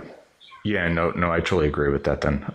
Yeah, thanks for explaining that question. I think that, or at least your statement, that makes more sense to me than what I think the words kind of say on the thing. So, yeah, I agree with you there. There's so much space to type in there, and I am kind of trying to bait people, I guess, to come up and debate there. So. Oh, good. Yeah, I don't blame you. But for sure, definitely check out Dr. Frank Turek. I promise you will get so much from him. Yeah, I've heard of him. I think I probably watched a couple of his videos because I've been studying apologetics for like a year now. Nice. Yeah, definitely pick up his videos. Even his books are phenomenal. And then John Lennox, if you want to get into something a little bit deeper, more mathematics, scientific approach, very good as well. God, who was he debating? Probably Dawkins. No, it was Christopher Hitchens. Oh, Hitchens, yeah, before he passed, yeah. It's quote unquote debate. Hitchens never really debates; he just kind of promotes his books. But yeah, totally agree. But pretty good. I've seen him debate Dawkins too. Yep. Well, I'm gonna let other people that aren't Christians up, but yeah, definitely appreciate your time and thanks for clarifying. Number one, I think it makes sense. You have a good day. Yeah, you too. God bless you. God bless. So we're just reading this paper. The paper is titled Atheological Apologetics. It talks about like burden of proof, and it talks about how since it establishes that the atheists do have a burden of proof, that it talks about what's the presumption of atheism, that like if you're gonna say that, well, atheism was like the default, the presumption of atheism, you're gonna have to have an argument for that too. So let's see here.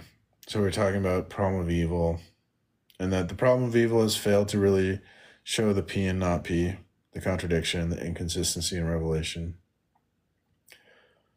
One might try other ways to prove that the nature of our world is such that it excludes anything that remotely resembles a deity. Such arguments must show more than that theism can form a part of a consistent package which includes the observable data about our world. They must show that such a package is the correct one.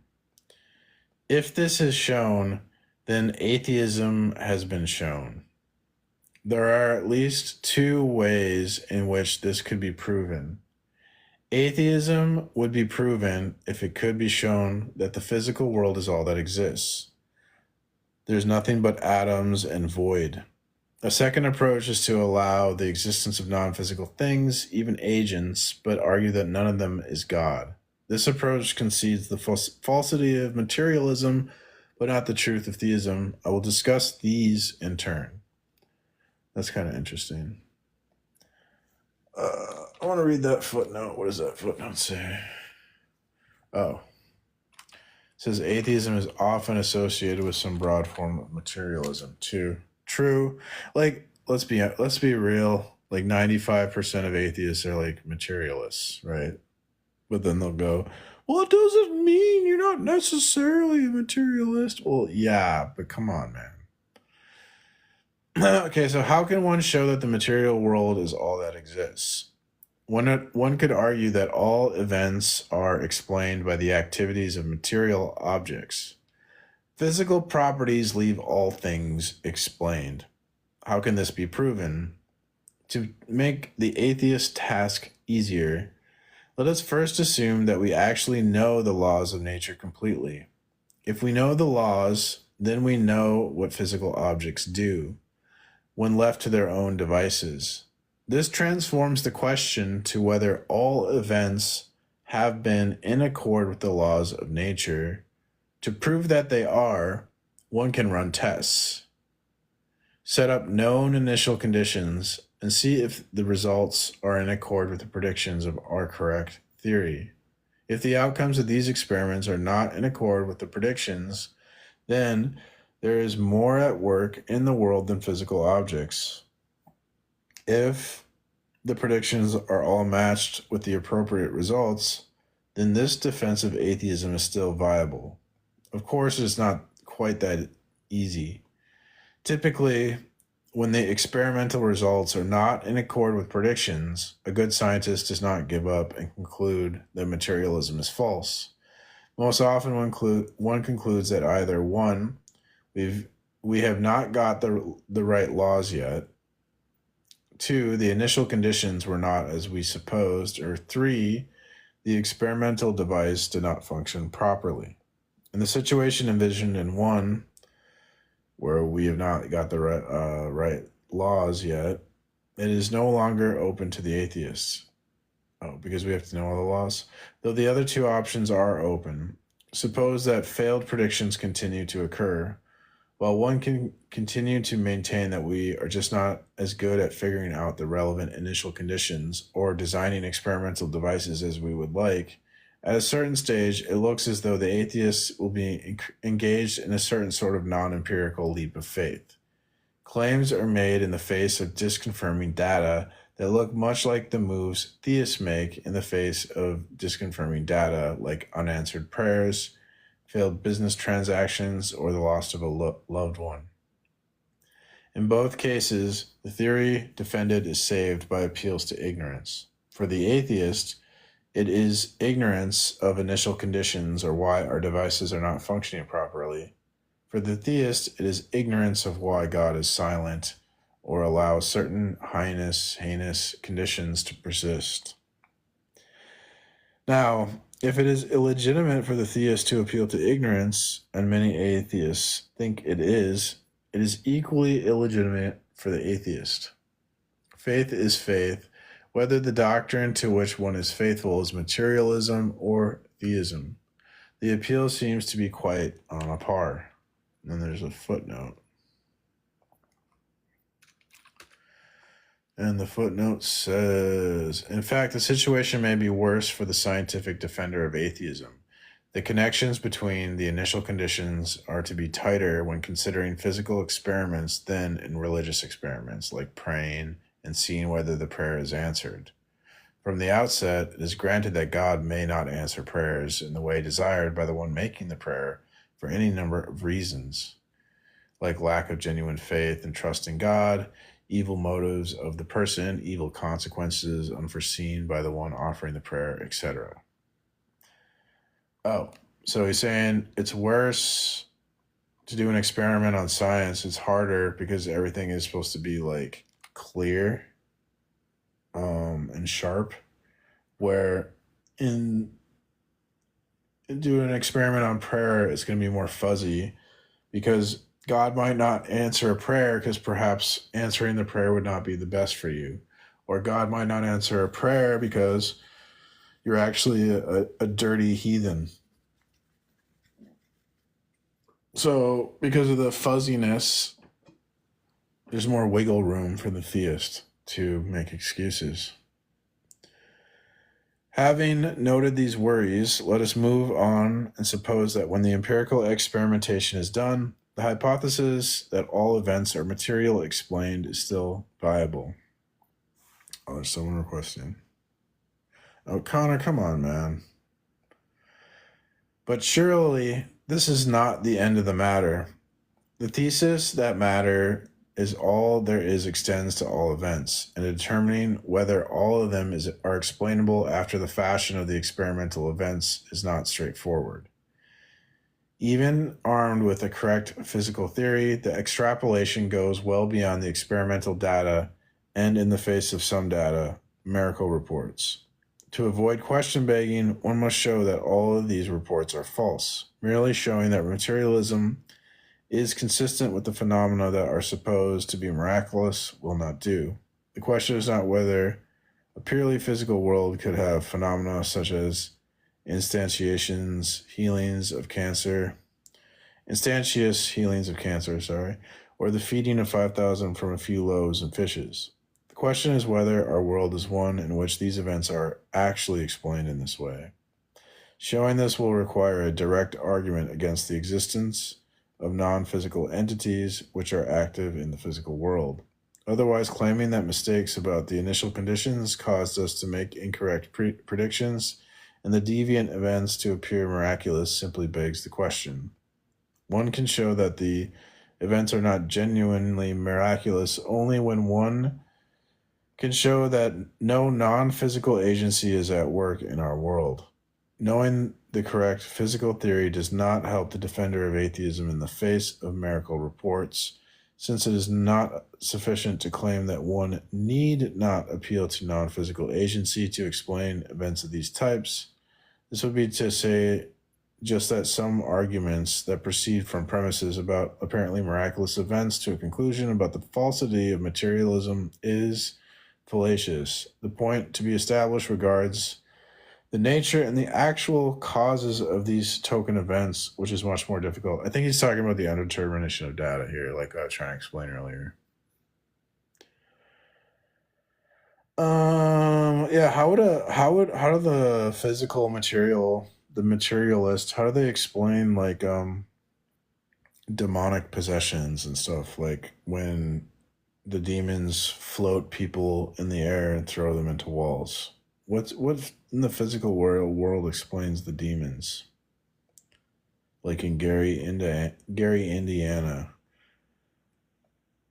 where we have eyewitness testimony from hospital staff that witnessed basically what you would call something. I wouldn't call it a miracle because it comes from a demon, but it'd be like a paranormal phenomenon or something like that. The problem of extrapolating from laboratory data to the nature of all events at all points of space-time has historical parallels. Proponents of the argument from design are criticized because wide-ranging conclusions are drawn on the basis of a very small, spatially and temporally, segment of the universe. If this is a telling criticism against certain versions of the argument from design, then it is telling against the present type of argument. If there are acceptable moves that allow one to extrapolate and rule out miracles in other segments of the universe, these moves may prove acceptable in extrapolating from observed design to general conclusions about the entire world. However, there is one dissimilarity. We are concerned with how one might provide a sound argument for the denial of God's existence. Premises warrant such extrapolations will be inductive premises, and their insertion will change the argument into an inductive argument. In contrast, the insertion of similar premises will not change the nature of the argument from design, since it is intended as an inductive argument. So it looks as though this attempt to save the deductive atheological argument changes the game and prevents the atheist from succeeding along this route. Okay, I didn't really understand that. I'm going to ChatGPT that. Help me, ChatGPT, help me. You're my only hope.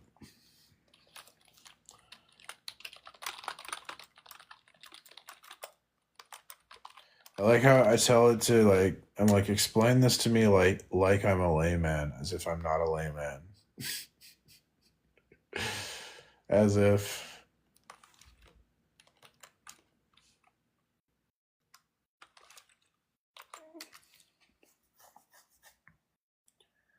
He treats AI like people. What am I reading from? A paper, Atheological Apologetics. How is the Bible science? The Bible is not science. The Bible is theology, but the theology of the Bible is necessary to make science possible. Possible. The Bible is necessary to make science possible. If only Christians can make claims, why make such a lying statement? I can prove it. I'm not saying only Christians can make claims. Only Christians can make truth claims, because truth requires a system of truth, and only Christians have a coherent system of truth. Hey, Tuski, I'm doing well. How are you? Oh, someone's questioning my, saying I have an alternative lifestyle. That is not true. I guess you're welcome to believe that, since I can't. Okay, so this passage discusses what it would take to prove that no God exists. To disprove God's existence definitively, an atheist would need to show that the very idea of God is impossible.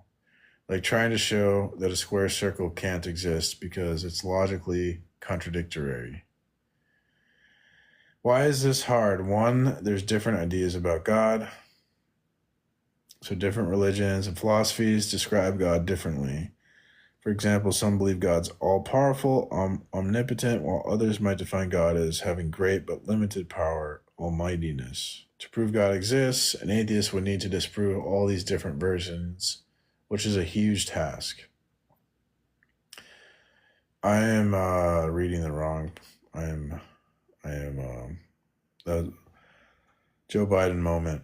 Okay, never mind all that. Well, that was like earlier in the book or paper. So this passage discusses a challenge in making some arguments about God. I was like, haven't I read this before? Okay, challenge about making strong arguments about God's existence, especially when trying to argue against the existence of God. Here's the explanation simplified. What's the issue? Okay, so to argue against God's existence, some atheists try to use observations of how the world works, like laws of physics, to claim that miracles or divine interventions couldn't happen anywhere in the universe. This requires making big conclusions about the entire universe based on small bits of evidence, like data from experiments done on Earth. So criticisms of this argument. Critics point out that this kind of reasoning, drawing huge conclusions from small observations, is similar to a problem in the argument from design, a theistic argument. In that case, people argue that the complexity of life and the universe provides there must be a designer, God, even though this conclusion is based on limited observations of just a tiny part of the universe. 3, the key differences between the two arguments. So in the argument from design, it's initially set up as an inductive argument.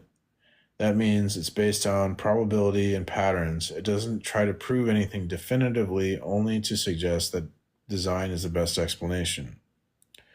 The atheist argument, however, tries to be deductive, meaning it aims to give definitive, airtight proof God cannot exist. But when atheists rely on inductive premises, extrapolating from limited data, their argument stops being deductive and becomes inductive too. Why this is a problem for atheists. If the atheist argument shifts to being inductive, it is no longer a slam dunk disproof of God's existence.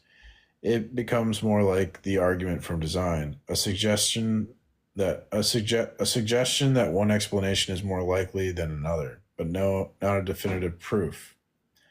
This weakens the atheist position because they no longer have a decisive argument against God. Takeaway. So this passage highlights the difficulty of using limited observations like experiments on Earth to make universal claims about God's existence or absence. While theists use inductive arguments like the argument from design, atheists trying to definitively disprove God face trouble if they rely on similar inductive reasoning. They lose the certainty of a deductive argument. That's all he's saying there? Huh. Yeah, I guess that makes sense.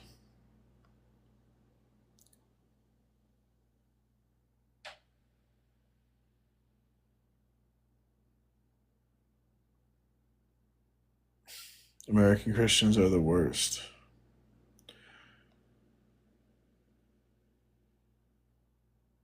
I'm about to get raided. What?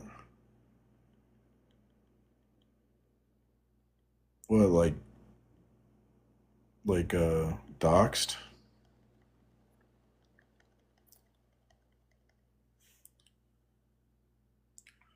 So, questions of theoretical simplicity, Occam's razor, and the like are not to the point at hand. Whatever the merits of simplicity as a constraint on the acceptance of explanatory hypothesis, it is irrelevant to the possibility of producing a sound argument for the conclusion that atheism is true.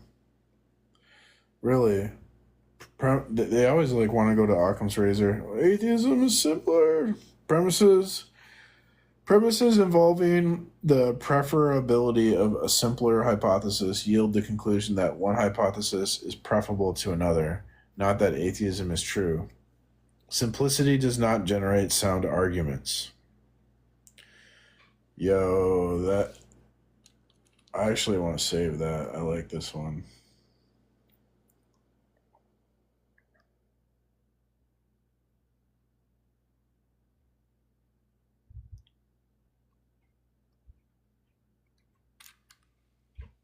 I like that.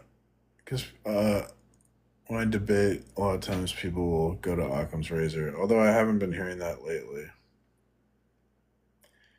I heard that a lot. I remember that was popular for a while, for a hot minute.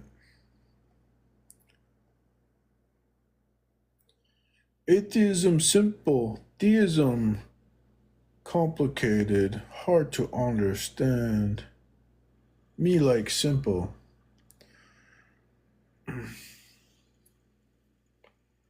Simple. Yo. I was wondering what would you think if someone said only Muslims can make truth claims? I would think they were wrong. Why? Well, for one, the Quran says that you can verify the Bible will verify the Quran, but then the Bible would say the Quran is false. So the Muslims try to get out of this by saying the Bible's corrupt. But then that doesn't make sense because they're saying that you verify the Quran through the Bible and the Bible is corrupt. So it's kind of like it's like a cell phone where they're admitting their Quran is corrupt or something. So you're using logic? I'm using logic. Yeah, we can't not use logic. Yeah, exactly. So why can't we make truth claims starting from logic? Because you'd have to ground logic. Well, if a Muslim says only Muslims can make truth claims, and then Christians say only Christians can make truth claims, why do you need to ground logic? You need to just use logic. You don't need to ground it. You just need to use it to see which theology is correct. Yeah, but using something is not the same as justifying something. You have to. Your worldview has to be able to justify how you can use logic. If you can't justify, logic just works, right? No, it doesn't just work. No, we have to explain how and why it works. But you just used it to answer my original question. It's a transcendental. Logic is necessary to experience the world. Because we need the law of identity to even experience reality. So then we have to explain, how can we have logic? Since it's necessary it has to be true prior to human experience, because humans need to use it to experience the world. So that's why we call it a transcendental. Logic is a transcendental. So you'd have to, that's why we do the transcendental argument. You have to ground the transcendentals. And so that's what the Christian God does. He grounds all the transcendental categories that are necessary. That's just because you said so. It's not just because I said so. It is. No, it's because that's all it comes down to. It's an argument. It's not just I say so. It's an argument. Yeah, but you're asserting the premises. Okay. Transcendental arguments are real. You can look them up in the Stanford Encyclopedia for Philosophy. Do you have a problem with that or something? That doesn't mean the conclusion is accurate. Oh shit, someone knows philosophy.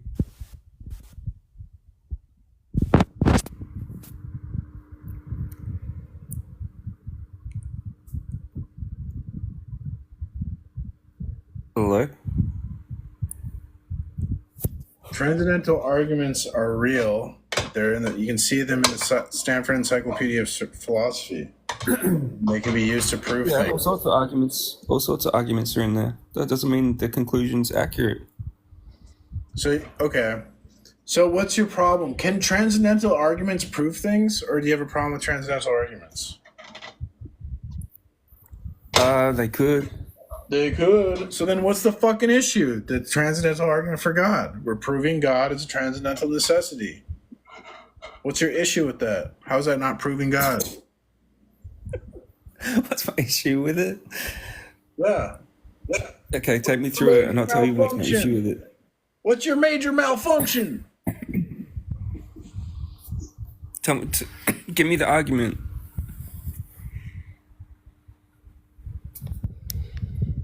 If intelligible experience, then the Christian worldview. We have intelligible experience, therefore the Christian worldview.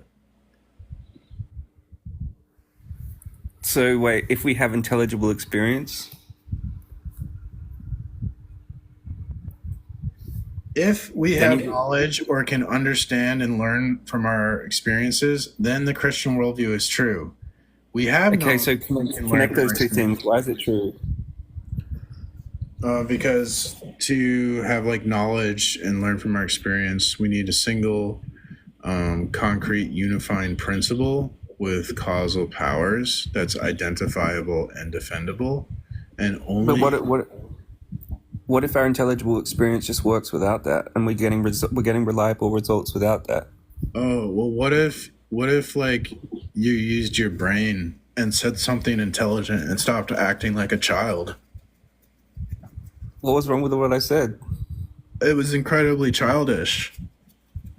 But logic gets us reliable results. What's childish about that? But what if you actually, addressed what I'm presenting to you like an adult and stopped acting like a baby? What if you stop acting like baby? You okay? Did I just break your brain? Well, I give argument why you act like baby. What if you act like adult? What will happen? Bro, if you're going to make me cringe, I'm going to go. Okay, bro. What would happen if you be adult? So you don't need God or Christianity to explain why logic gives reliable results. I made a fucking argument. Do you realize you have a burden now, dipshit? I made an argument. Now you have an evidential burden. So do you got to defeat her or undercut her for my argument, you little snake? What's wrong with you? I made an argument. Now you have the burden, you little snake. So you're going to defeat her or undercut her for my argument, you pig snake. Did Jesus save you from heroin?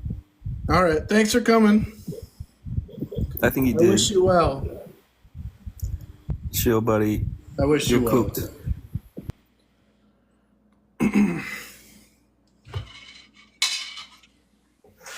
Yo.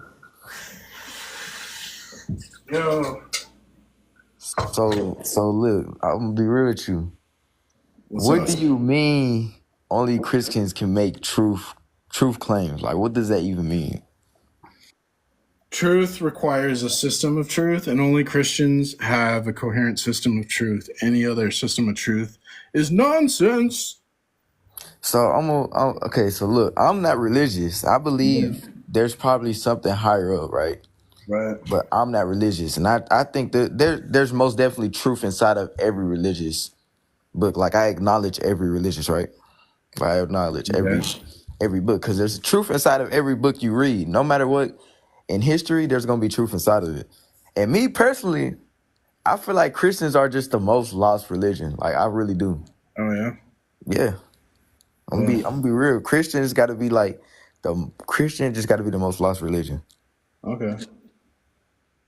They facts. But one thing I can agree with some of them on certain things, but it's the way y'all. It's y'all knowledge, bro. Like it's the way y'all acknowledge y'all God. So I don't even know how to even explain y'all. I don't even know, bro. Both ignorant. What are you talking about, bro?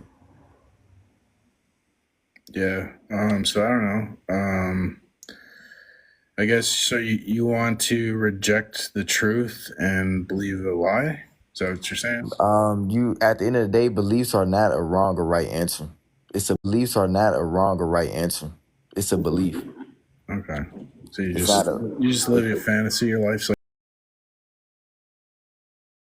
like a fantasy. You don't know what the No, real. belief is. You know what a belief is, right? Well, I know it's real because I'm a Christian. That's faith. You're living by faith. What is faith? Well, I would objectively prove Christianity's true. I wouldn't just believe it based on. Okay, when you say you can prove Christianity true, you can only prove what's in the Bible. It's That's like history, right? I think History, you can prove. You can't prove God is real. That's something you can't prove. I prove God is real constantly to everyone that comes up here, and I completely. I'm gonna say it again. Yeah. Nobody in this world have a accurate fact if God is real or not. We How do gonna you know die that? at the end of the day, right? How Look, do you just know that? listen. You're How do you know living by that? faith. You're talking a lot of Faith. shit. You're talking Look, shit, boy. I'm not even talking. Listen. You're talking shit. See, now I'm talking mess. Look, listen to what I'm saying. You're talking mess. You know what faith is, right? Faith meaning you're literally Oh believing my with no god, proof. dude. Without proof. So if you Oh need really? proof God is real, you're Okay. not gonna find it. I'm sorry to tell you, gang. Okay. Did the disciples of Jesus have faith in Jesus? Gang, we're talking about God, we're not talking about the history. Answer my question. Oh my God. Say it again, bro. Did the disciples of Jesus have faith in Jesus? That's the disciples. What that got to do with God? We're talking about. Thanks for coming. What is wrong You're with not you? listening. Oh my! Let me explain, You're not bro. listening. No, See, you're you're just finna kick ignoring me out. me. Look, every time You're just ignoring me and you're being emotional, dude. You're just like, I feel. This is what I feel inside me. Listen to my feelings, my emotions. Have you considered that I feel this type of way? My brother, I feel like Christianity is not true. And my emotions tells me that.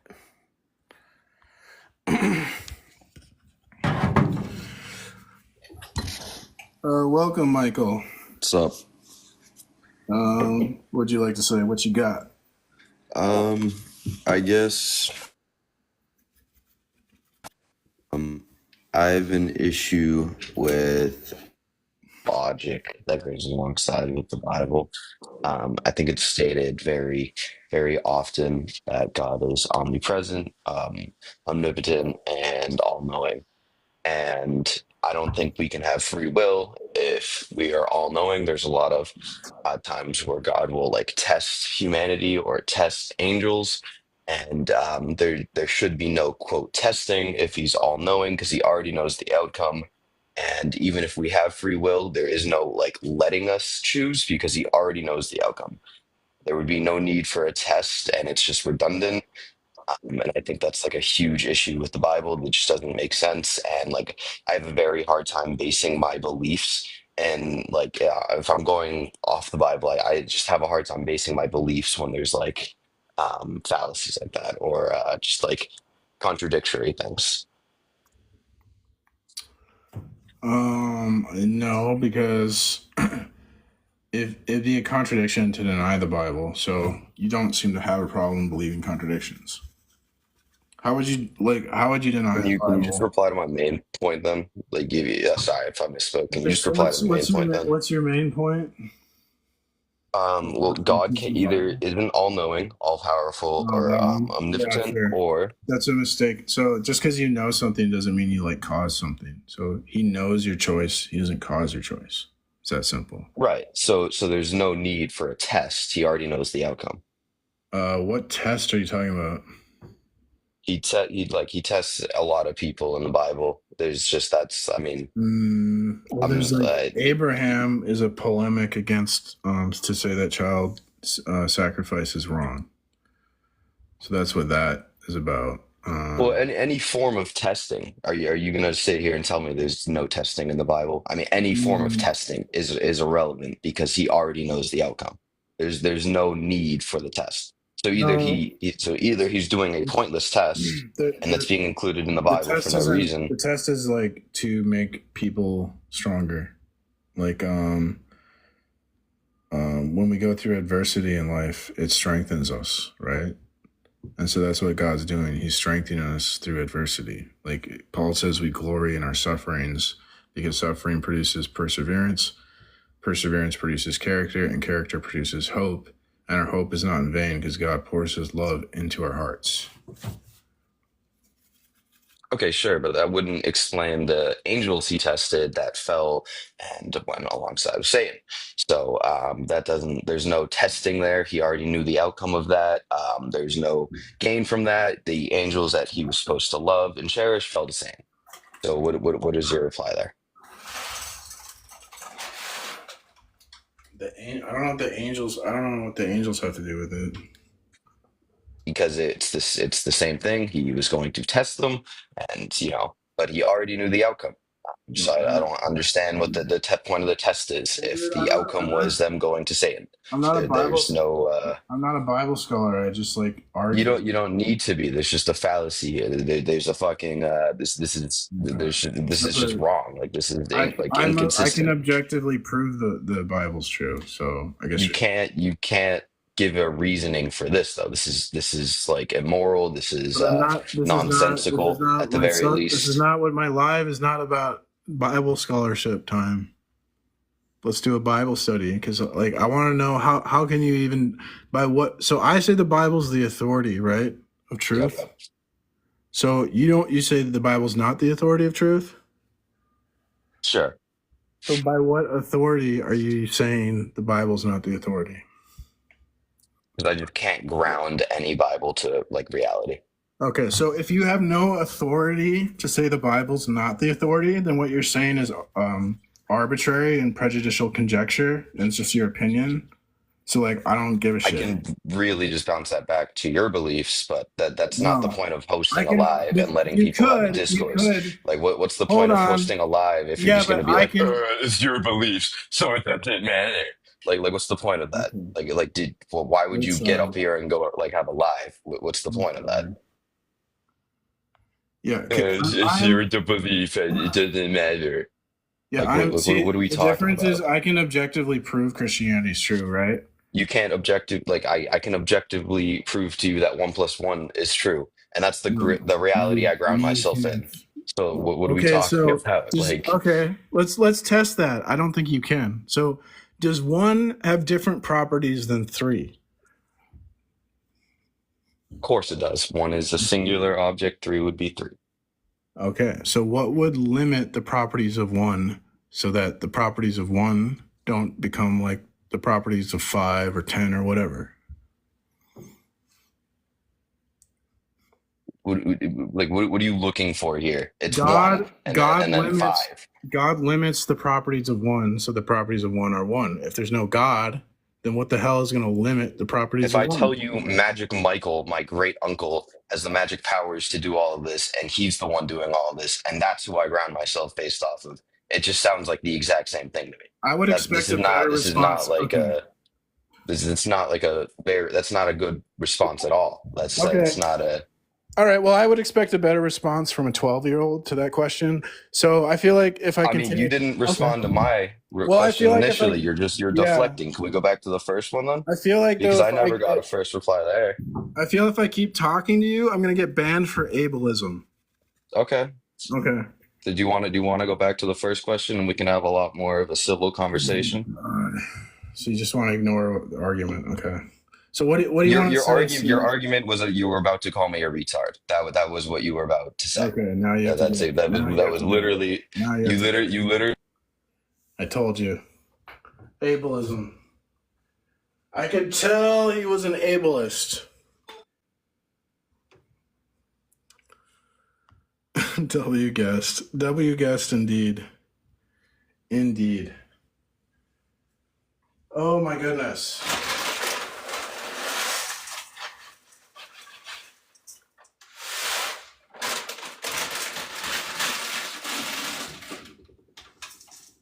Where do they grow these people? Where do they grow these people?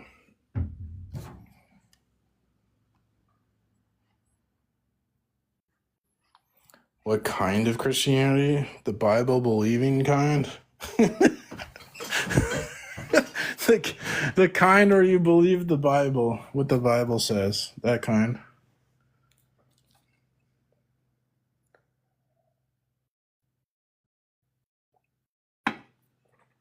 Just explain why God needs to test when he knows the outcome. I did, and you ignored it.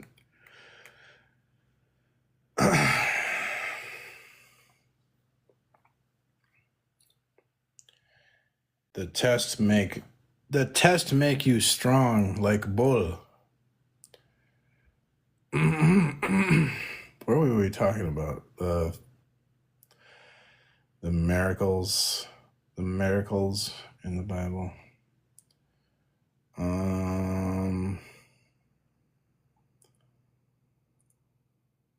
Where what? I can't. Why? How do I lose my place?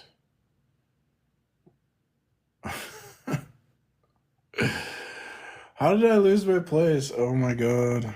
Oh my god. The problem with extrapolating. Oh, here it is. Okay, I found it. Oh, Occam's razor, right. Even here, okay, so we're talking about Occam's razor doesn't say anything's true. It just says like one is preferred.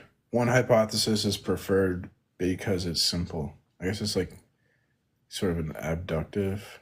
That'd be an abductive case. Even here, I have been too easy on the atheist. First, there's no reason why genuine miracles must be extraordinary in the sense that they do not regularly happen, or that when they do, they are detectable by us as miracles. And then there's a footnote.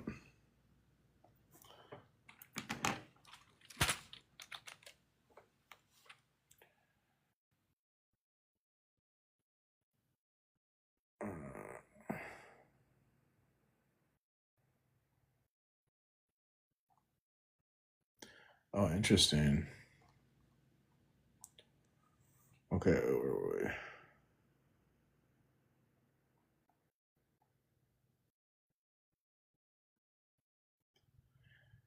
we? Okay, so we can't detect miracles, and they might regularly happen. Second, we do not know all physical laws. There are plenty of events which do not fit with current theories. Whether all can be accounted for within better theories is the hope of the materialist. This may be a well-founded hope about laboratory phenomena, even by atheist lights, but as long as it is only a hope, it thwarts attempts at sound arguments for materialism. Finally, the atheist apologist is actually in a state much worse. Suppose naturalism is sufficient to explain all physical events. No miracles occur. It still does not follow that God does not exist, that the world has no creator or sustainer. Non-miracleism entails only that no non-natural events has occurred in our space-time, not the non-existence of non-physical entities. A proof of no miracles, if such there be, is not sufficient to prove materialism. So it looks as though any attempt to prove atheism by proving materialism is fraught with enormous difficulties. In light of these difficulties, one might give up trying to prove materialism and acquiesce in the epistemic possibility of non-physical beings.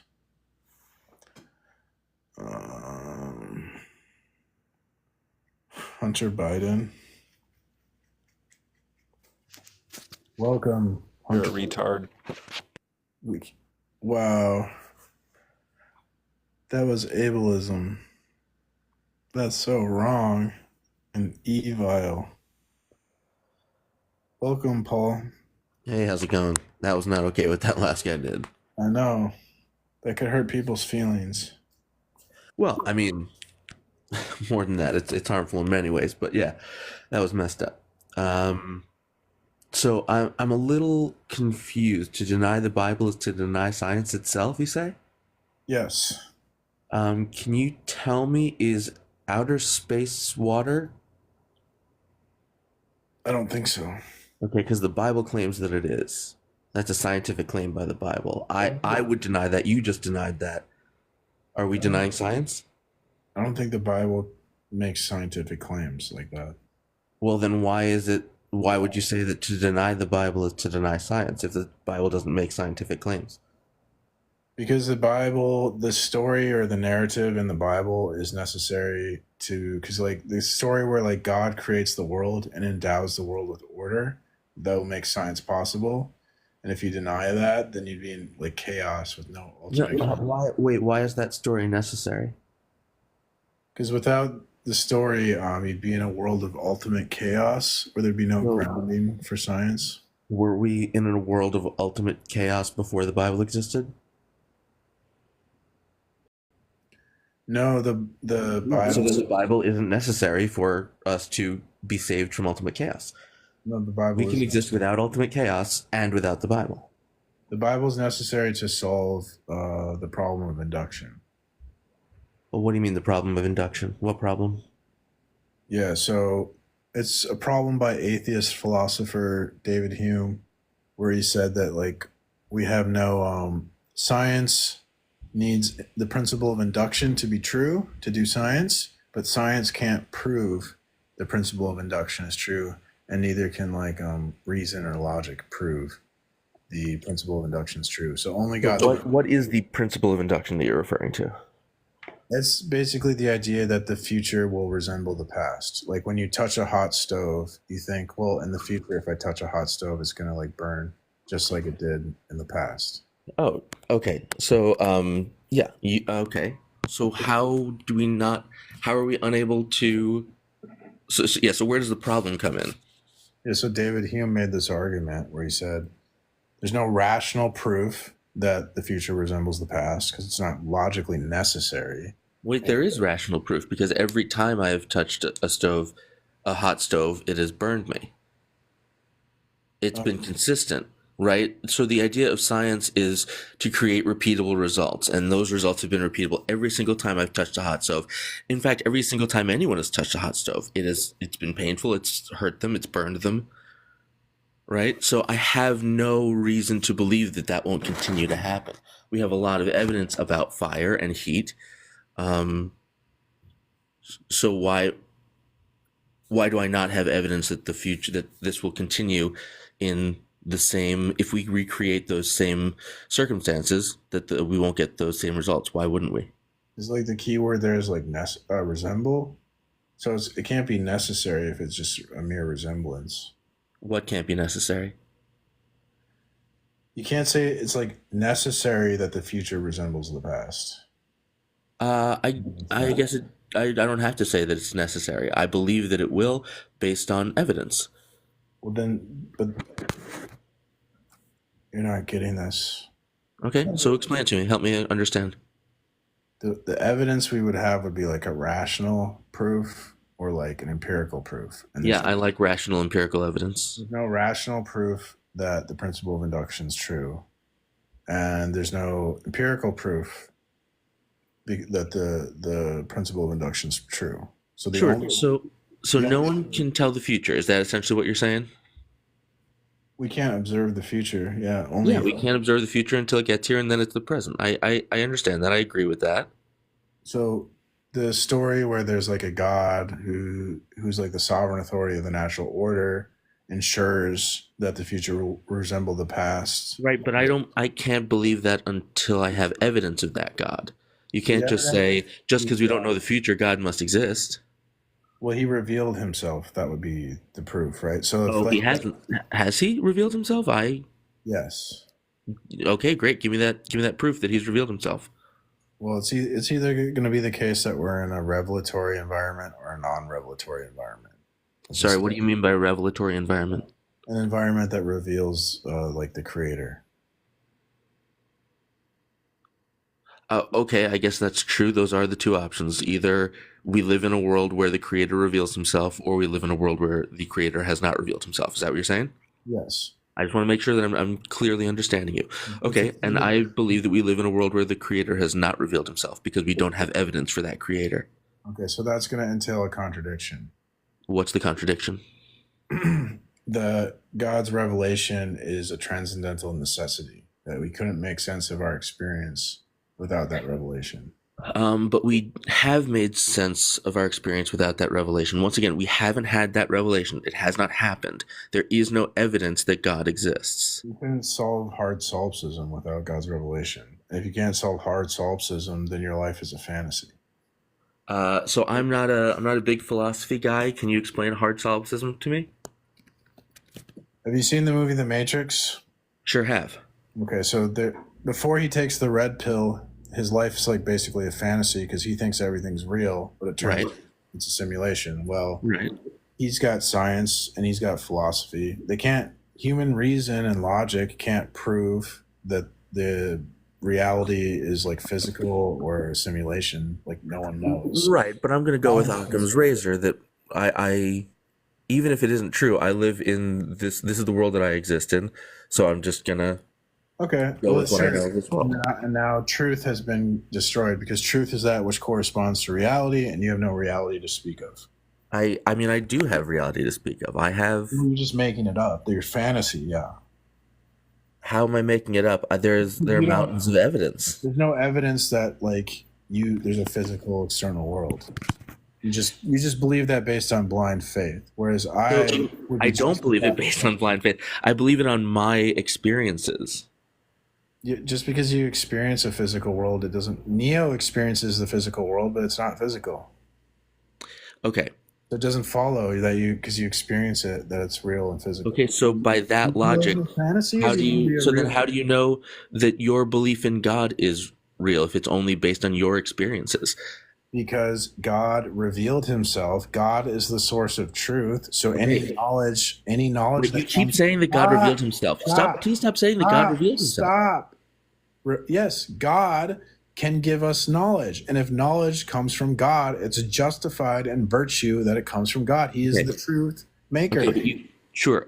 What you keep saying that God revealed himself, and I keep explaining that no, he hasn't. When has God revealed himself? Now you have to defend the model of the world where there's no God, and you can't defend that. I live in the What is your evidence that anything exists independent of God? You don't have any evidence of this. Okay, so you are making the claim. Hang on. The claim is yours that a God exists. So the burden of proof is on you. And then when I provide evidence, now you have an evidential burden. So now the burden is on you. What evidence did you give? What evidence did you give? God's revealed himself. When? I'm asking you, when did he reveal himself? That hasn't happened. I'm going to kick you. So now the burden is on you. Now, do you have evidence that anything exists with independence of God? I'm still waiting on your evidence that God has revealed himself. Thanks for coming, Paul. I'm looking to talk to rational. I'm being rational, sir. You're ignoring your evidential burden, sir. No. You have made the claim that God... I provided evidence, Paul. Paul, I provided evidence. Now you have an evidential burden, Paul. Sir, I'm not attacking you. Please don't yell at me. I would like to know the evidence that you provided that God has revealed himself. If the world's intelligible, the Christian worldview is true. the world's intelligible, therefore the Christian worldview is Whoa, true. whoa. If Now the you world's have an intelligible, no, evidential hang on. I'm not going to let you breeze past that. If the world's intelligible, the Christian worldview is true, that's a ridiculous assertion. Paul, I'm going to kick you unless you answer my question. Yeah, what is I the know. evidence that anything exists with independence of God? Look, I know that you want to kick me because I'm making good points have here, a but nice the day, evidence, Paul. the burden I of wish evidence is still on you. You can't just say, I if wish the you world well, is rational, Paul. then the Christian worldview is true. I'm That's a not- ridiculous thing to say. I want mature people. Can people be more mature than Paul, please? I'm being completely mature, sir. You're the one running You're from my not. question. You're ignoring me. You're cheating. You're being a snake. Thank you for coming. I'm ignoring you. I'm asking you. Exactly.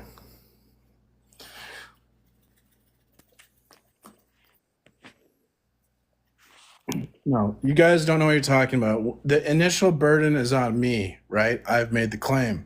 But once I provide evidence, my opponent now has an evidential burden. If you're going to sit here and ignore my evidence, you can get the fuck off my live. Okay? Not looking to talk to emotional children. I'm looking to talk to mature, intellectual non-believers. And that's it, okay? If you want to act like a child, you're gone. Welcome, Tab. How you doing? Good. Pretty up. How you doing, buddy? I'm doing well. Good.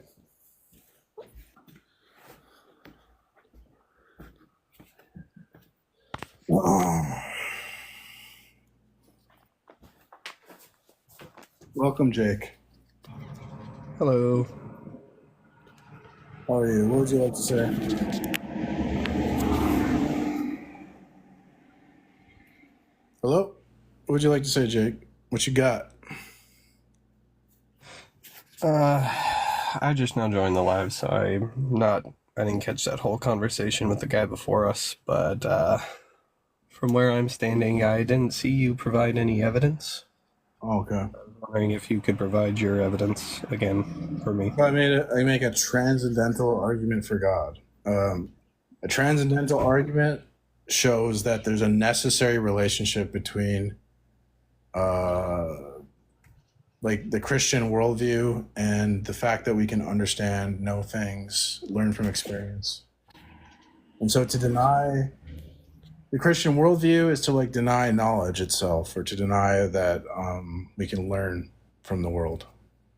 Therefore, due to the impossibility of the contrary, the Christian worldview is true. Because to deny it would entail a contradiction.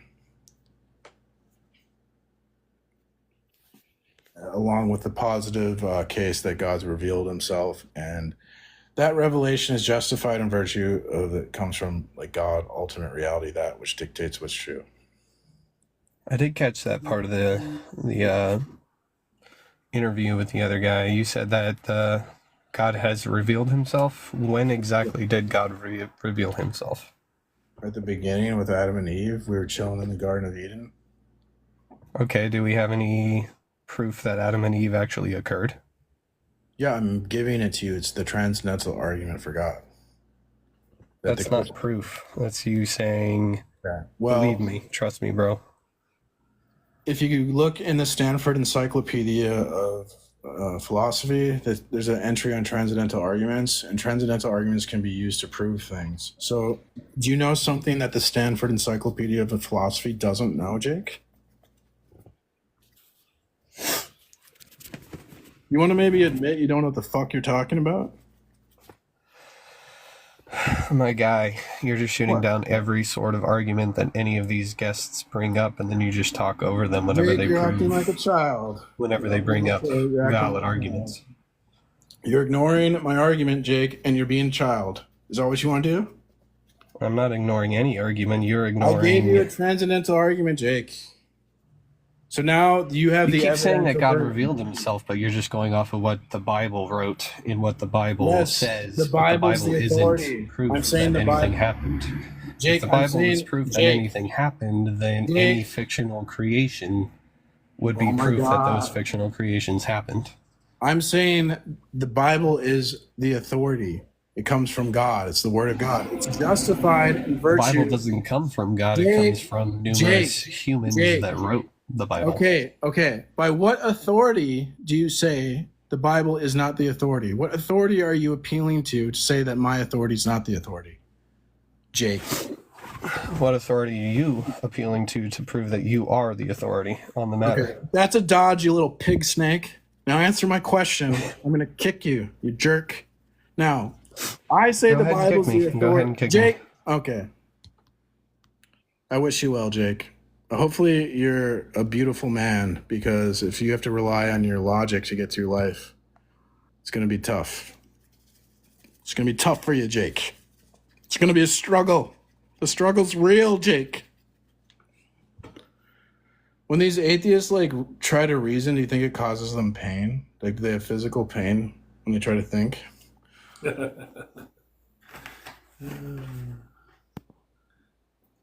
What's up, Valerian?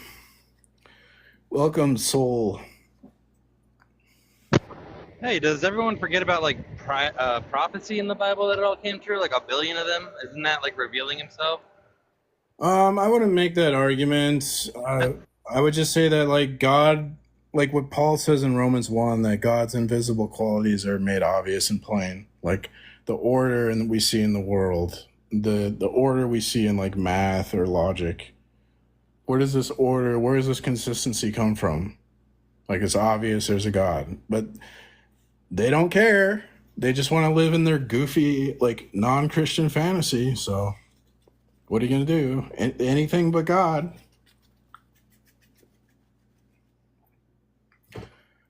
He just left.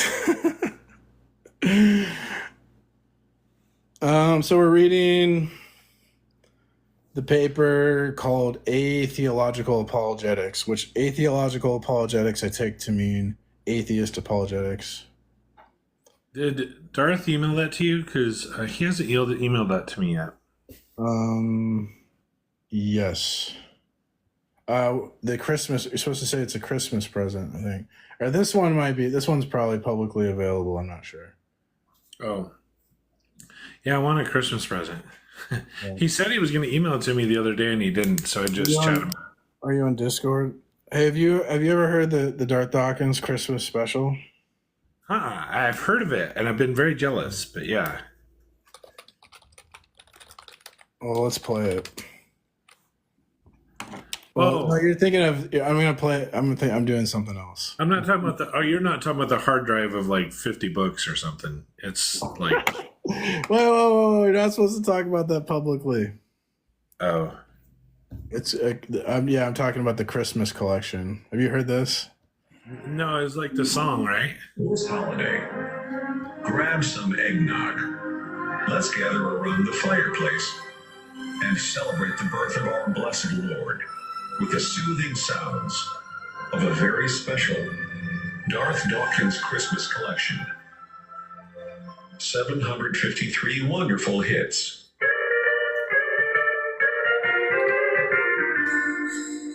Here we go. Shut the fuck up. You're totally close, so stop the shit. Don't ever talk me, you're being rude. I'm old enough to be your fucking father, dude. Shut the fuck up. All your favorites are here in one spectacular collection. You come into my room, you think to restore my money, you fucking troll. Toby's a fucking asshole. I can't tolerate anymore. I've been to quit this server 4 fucking times before. Digitally remastered and expertly rendered in high quality audio. Never before has such a splendid compilation. I have to probably stop it there. I might get in trouble if I keep going. That's hilarious. That's really funny. Yeah, if you YouTube the Darth Dawkins Christmas special. Oh my gosh. That's pretty funny. That's funny. Well, it's that time of year again. It is. Sorry, I didn't mean to reveal anything. Oh, no worries. Just, keep it on the D-low. Yeah, well, he said he'd email that paper to me, and I just haven't got it. So I was like, okay. But now that he has my email, he's going to send me. You probably have to remind him because you might be having a Joe Biden moment. Where do I go from here? He's old enough to be your father, dude, so. Or it could be brothers. My brother's 14 years older than me. He's only 10. Okay. Well, yeah, not you maybe, but like most people. But yeah, I'm just using. Maybe mentally he's able to. Old enough to be your fucking father, dude.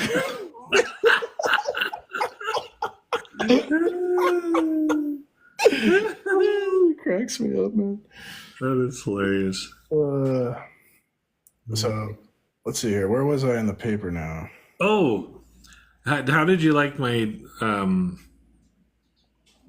taking the atheist definition and crossing out the 3 knots and it becoming what atheism really is? Atheism is. Remind me of that. What would It says atheism is not belief system, and I put is a belief system.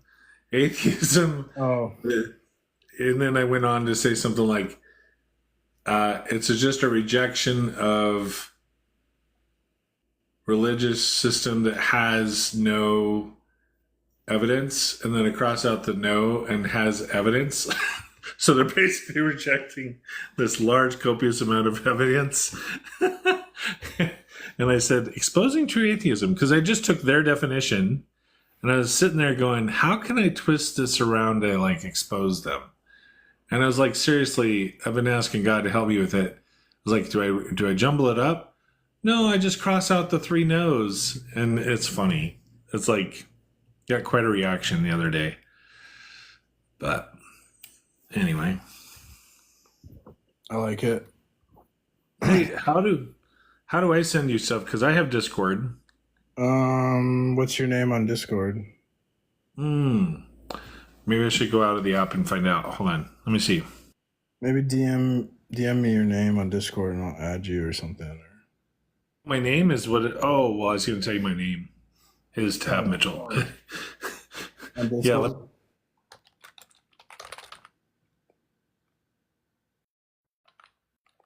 see here. I don't see it. Is this only searching my friends? Oh, that might only be searching my friends. How do I add someone? I don't even remember. I never add people. I don't even know how. Wait, don't you just search them? They have to be in a server? I don't know. Is Tab your name? Is Tab a name? My name's Tab. Yeah, it's Tab. So I found Discord. Where do I go in to look for my name? Do you know how to search for you can look up my name. You know how to search for people?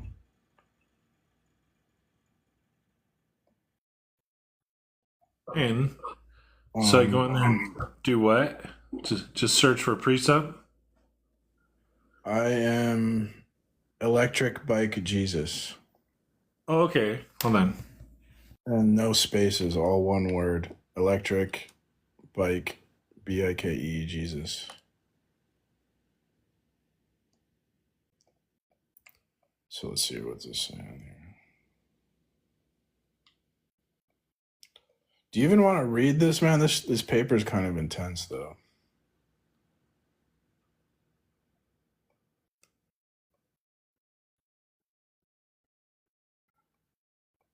Okay, so in light of the difficulties of proving materialism is true, one might give up trying to prove materialism and acquiesce in the epistemic possibility of non-physical beings. Could one show that none of them is God because, say, they are like humans in their tendencies, capacities, and actions, except that they are non-physical? I found the name. Tab 19. Tab 19. What the heck? I'm not finding it. Oh, I found it. Okay, you found me too. Okay. Okay. I can send it to you there. Sweet. Yeah, I think I'll try and read it. I mean, I do have a level of intelligence that's What paper do hidden. you want to read? Do you want to read a paper about the tag argument? I Or do can you do want both. If you can send both. So I'll let you send one. I'm just looking. Because a tag argument might be my basis for understanding. And then the atheological paper might be me and ChatGPT and my iPad talking all day. I was on my iPad yesterday and I was reading like verificationism and I was reading scientism and I was like an endless definition trail. I hate the definition stuff. Well, what you do is you hit on it and it like explains this definition, and if you don't understand a word in there, then you have to hit the other definition, and by the time you're trailing, you have like 60,000 papers open and you forgot which paper you started reading. You know what I'm saying? Yeah. Then I thought, well, I'll just start reading the dictionary, encyclopedia maybe, and then go back and read it. So I have to keep referencing. See Dick run. See Jane run. See Dick and Jane have fun. I don't remember where. I do read the Bible, though. Okay. If you quiz me on the Bible, I can get you.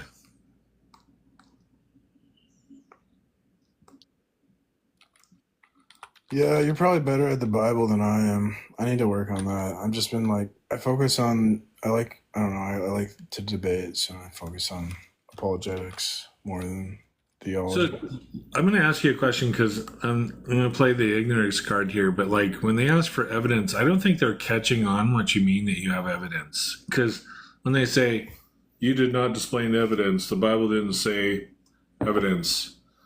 Well, and so are they being sneaky or are they being like seriously dumb? We're saying when God reveals something, that would be an evidence because like it would be justified true belief if it comes from God.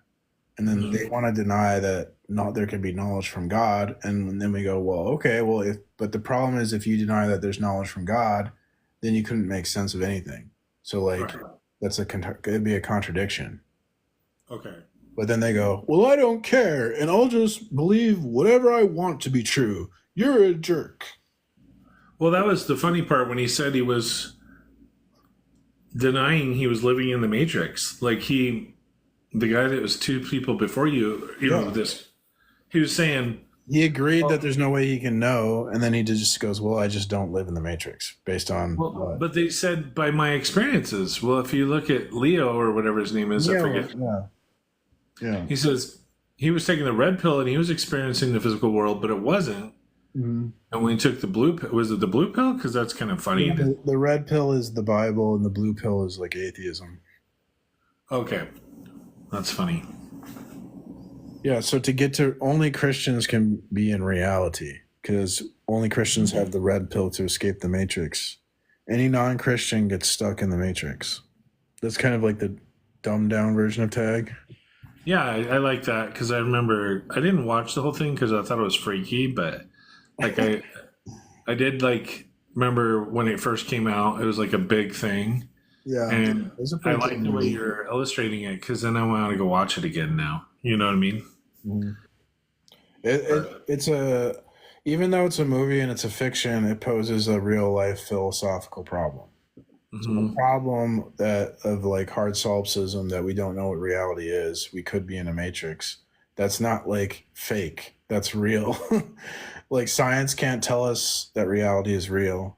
Philosophers can't tell us what reality is. Is it physical? Is it a mental? Is it a computer program? No one knows. Is it a dream? No one knows. So they just assume. They just have blind faith. And then they go, oh, you're just believing in something without evidence. And they're just completely doing the same thing. Well, you know, in today's... I don't think we're doing that. But anyways, yeah. Well, I wonder if... because the... technology was created before Bob Dole. Okay. Do you think atheists need help like Bob Dole to stand up in this world? Yes. Because they can't stand up on their own? We need a Bob Dole commercial for atheism. I haven't thought about Bob Dole in a lot. I think Norm Macdonald did the Bob Dole on Saturday Night. Atheism can't stand up to God's truth, so it has to take a blue pill to help it stand up against God. But it's only in their mind. That's the funny part. Oh, yeah. It was Norm Macdonald.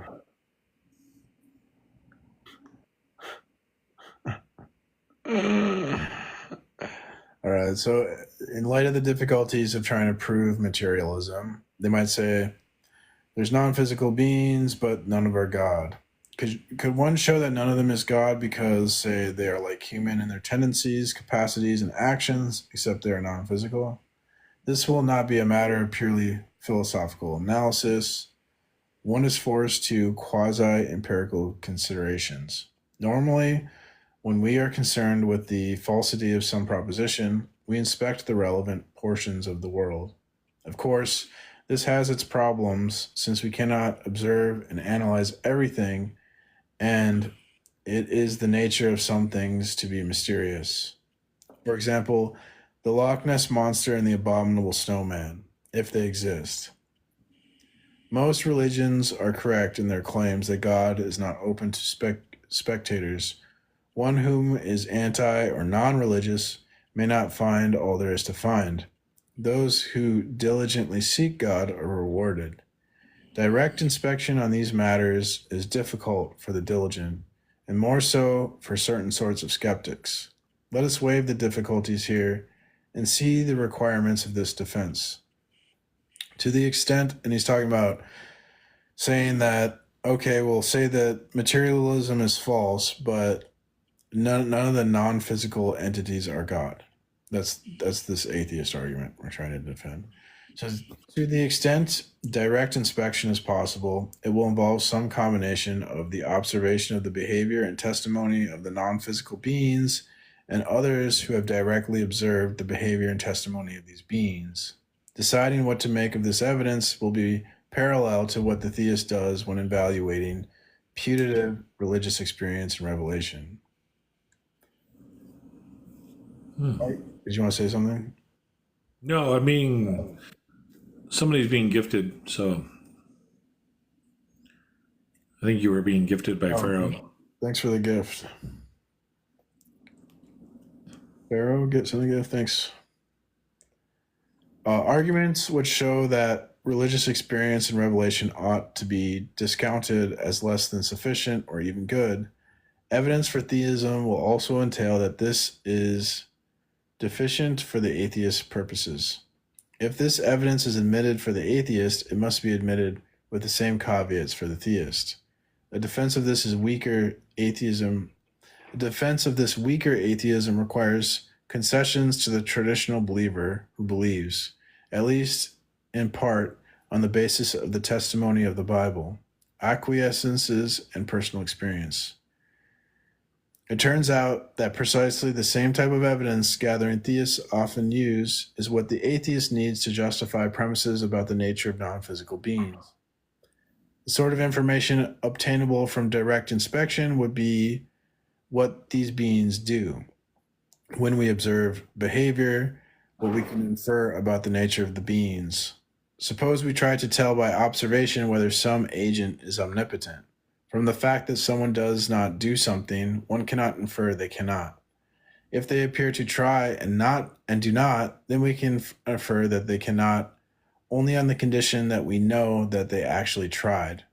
To know this is to rely upon the testimony of the agent or others. But testimony can be inadequate either because it may not be given or because we may be deceived, thus not giving us insight into whether a genuine attempt was made. And then a footnote on that one. So Pharaoh did that to be invited up. I don't have mod power, so I can't invite him up.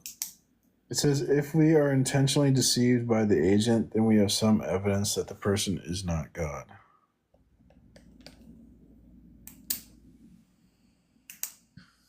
Why? Because God can't deceive? I'm not sure. Welcome, Pharaoh. Good morning, my brothers. Good morning. How's everything going? Going well. Just working on this paper here. I'm almost done. Cool. What classes, if you don't mind me asking? Oh, I'm just reading a paper about. It's for apologetics. It's about deals with the burden of proof in the theism atheism debate, and it deals with like how an atheist would answer that burden. Oh, got it. So it's kind of on the borderline of legal and like an academic, yeah. Legal and religion. Well, great. I think that's a good segue, because here's what I'm going to do for you. For the purposes of your paper, I'm going to throw out something to you today, and I want you He's to. not writing a paper, Pharaoh. No, he's reading one. He's reading one, but he's getting into discernment, and I get it. He's reading that paper, and that's gonna lead. Just make your point, dude. Just go straight to the point. All right, here's my point. Sorry about that. I sometimes ramble. No, you're fine. I'm just trying to help you out, man. Yeah, I appreciate it. I'm gonna start a petition today, and I want you brothers of mine. I don't know if we're brothers. Yeah, we're brothers. We're all of the human race. No, are you a child of God or a child of Satan? I'm just a child. Who's child? Well, okay. I'm a child of God. Okay. No? Yeah, I'm a child of God. So here's you what I said want in the comments. Only Jesus gives those gifts. I said. Mm-hmm. So here's what I want to do. I want to get your signature on this petition. And what it is when Jesus Christ or God or the Holy Spirit, one of them or all three, however they come back, I want you to help me hold them accountable for the crimes they have committed against humanity. And let me explain. It says there's crimes in your worldview. Oh, there is. There definitely is. We're just walking molecules. It says in it says the figment of your imagination. It says in our Bible that we should love our brother, and we should know our fellow human being, and we can't know God until we've loved our brother. Well, I love humankind. You don't love us. What's that? You don't love us. Looks like that. Oh, I definitely love children. I definitely love the children that are innocent, that were in the flood. I definitely love the babies and pregnant women. But your problem is you're God. What's that? Are you pro-choice? Yeah, are you pro-choice? Yes. Oh, so there you go. You do the same thing to innocent babies. No, I'm pro-choice. Look at that! Look at that! Hold on. Let me explain. You're pro-choice. Hold on, brother. Hold on. Yeah, hold on. You're holding on to like a will to unalive innocent babies. He loves the babies to death. Yeah, he does. He loves them to death. No, hold on. He's trying to bring up a crime against God, who is justly identifying as unaliving anybody who is descendant of Adam, and he wants to do it just because they're not even created yet. They're like just clumps of cells. Yeah. Mm-hmm. Yes. So yeah. Nice justification. So you get the point. It's a justification. If someone is born and created, you have a responsibility not to unalive them or to have an abuse of power. So life begins with exception according to biology. So you have a problem there.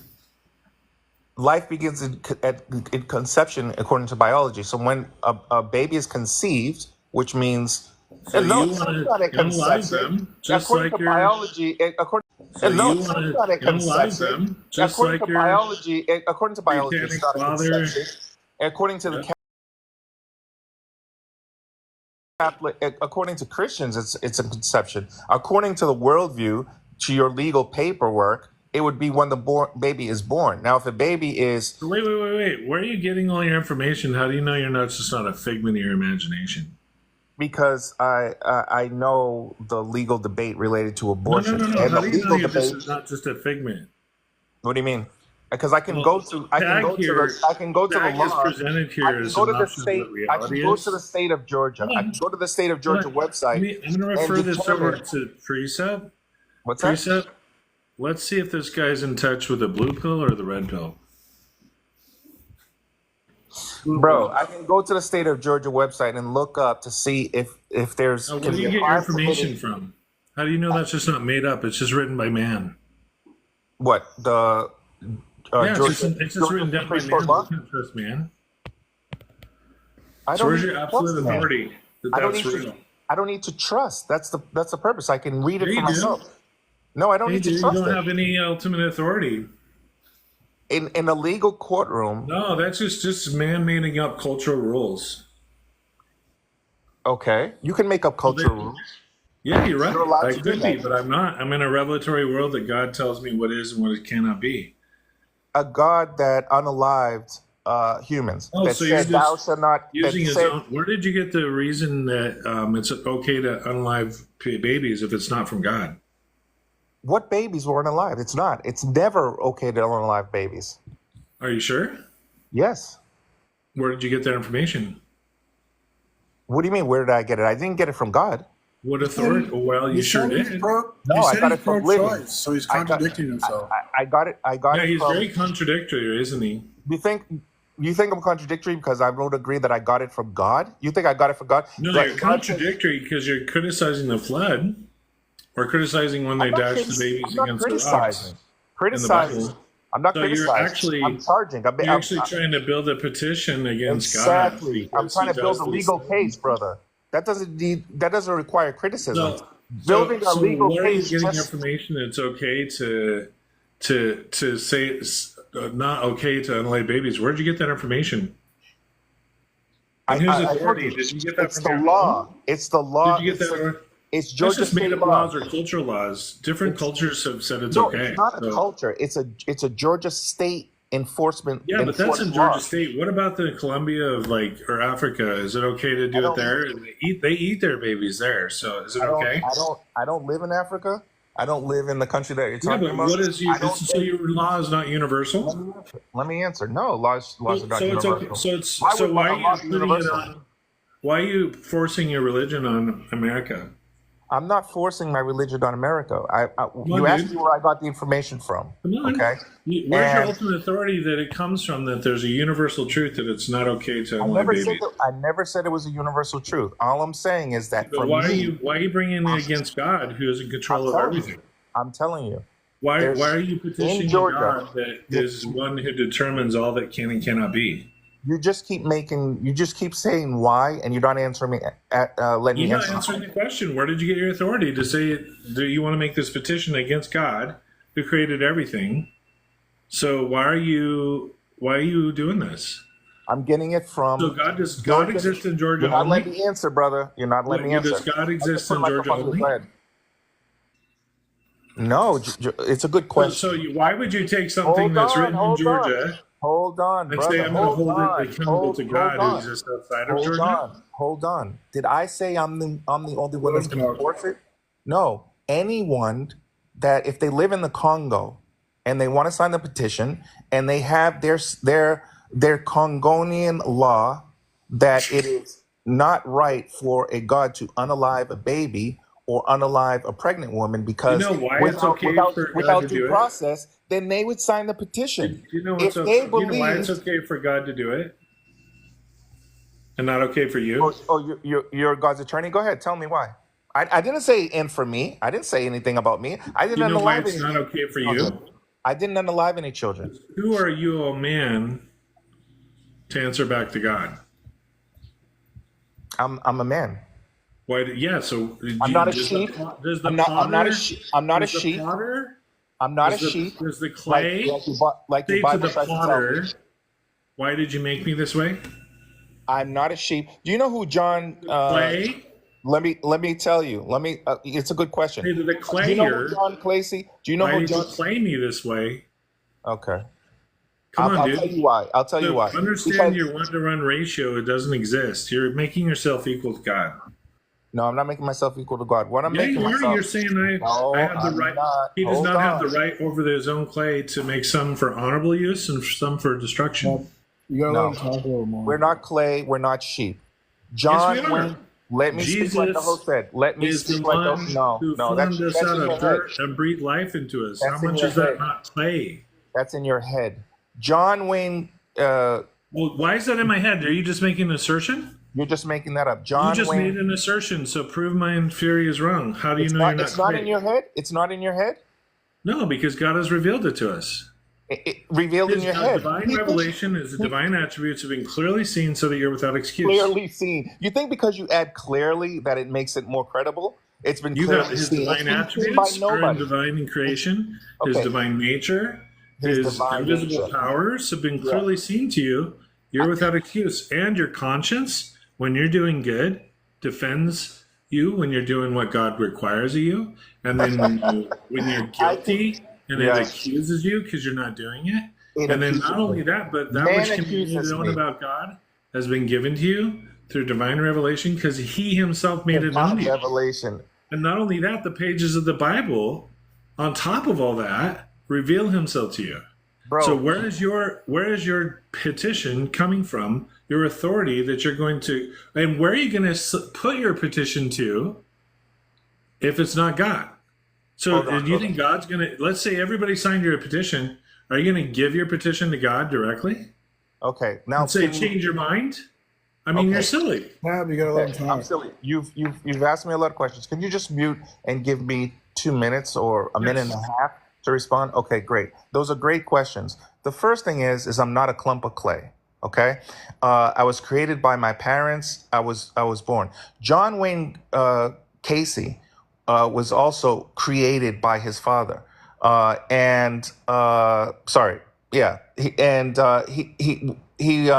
a serial killer in Chicago. The reason I bring this up is that he was an evil person and deserved. Hold on. Let me use TikTok words. Just use TikTok. Okay, my bad. He was a serial, okay, and he did a lot of unaliving in Chicago. Okay, his son Michael was born and disowned his father. So he didn't say, "Oh, he didn't exist."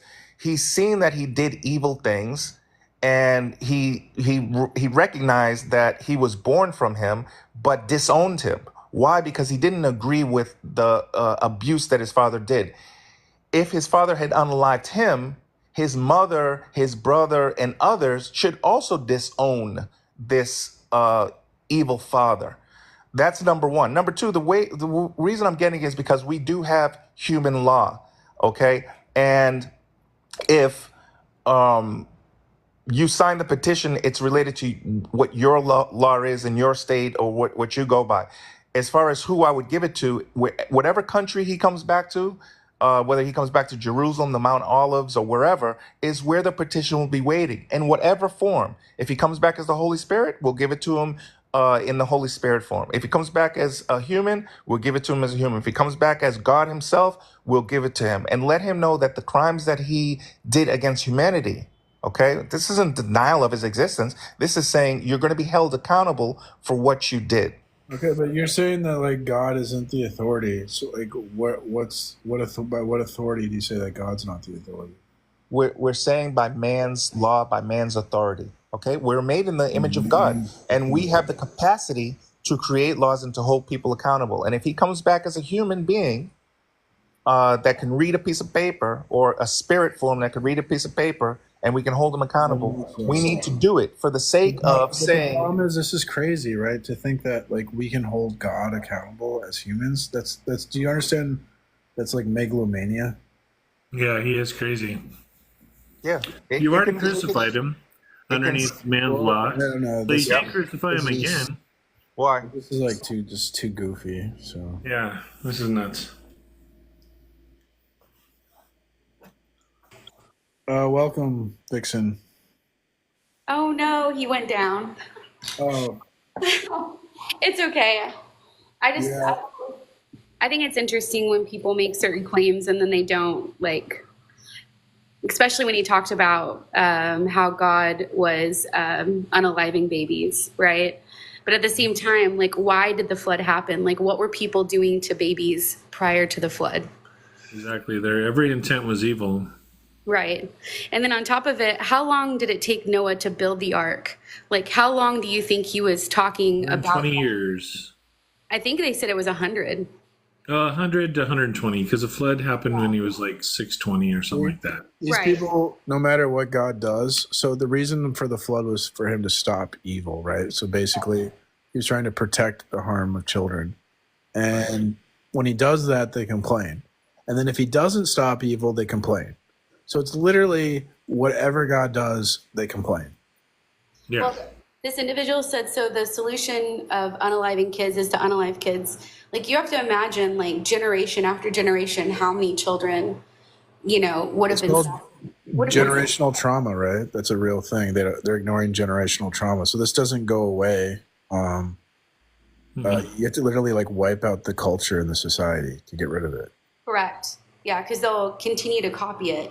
But the thing is, you know, it took them 100 years. So think about how many generations are born, you know, in 100 years that they heard, like, what was happening and why Noah was building the ark.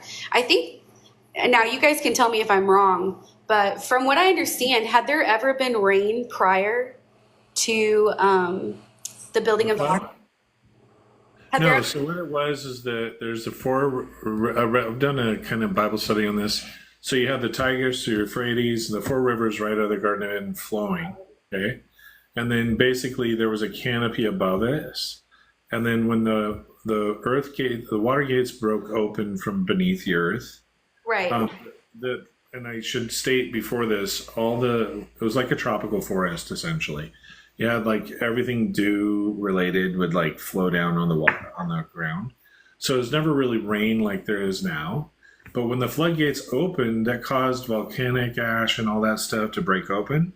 And then the canopy came down on the earth from that breaking of it. So it stopped all the gases and everything from occurring, destroying everybody. And, you know, in the ark, I should say, are the animals.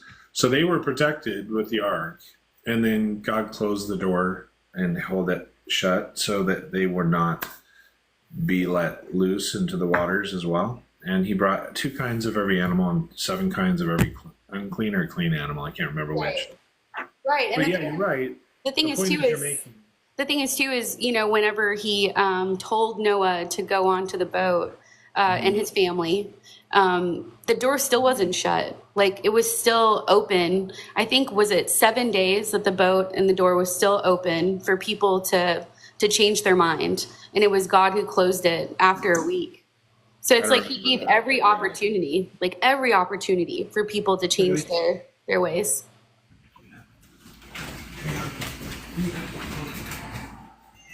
Yeah, they're in no position to say, like, judge God on his actions. Like, how, like, we just look at Job. God says to Job, when Job is, you know, like, well, why do you let all these bad things happen to me? I served you. I did everything you wanted. And God says basically, like, you know, have you ever created a universe, Job? You know, these people never created a universe. So, like, how are they in a position to dictate to God, like, how he should create the universe? It's kind of like, it's ridiculous. I was quoting Romans 9. That's the same thing you brought up there, Precept, because you're right. Who are you who answers back to God? Why did you make me like this?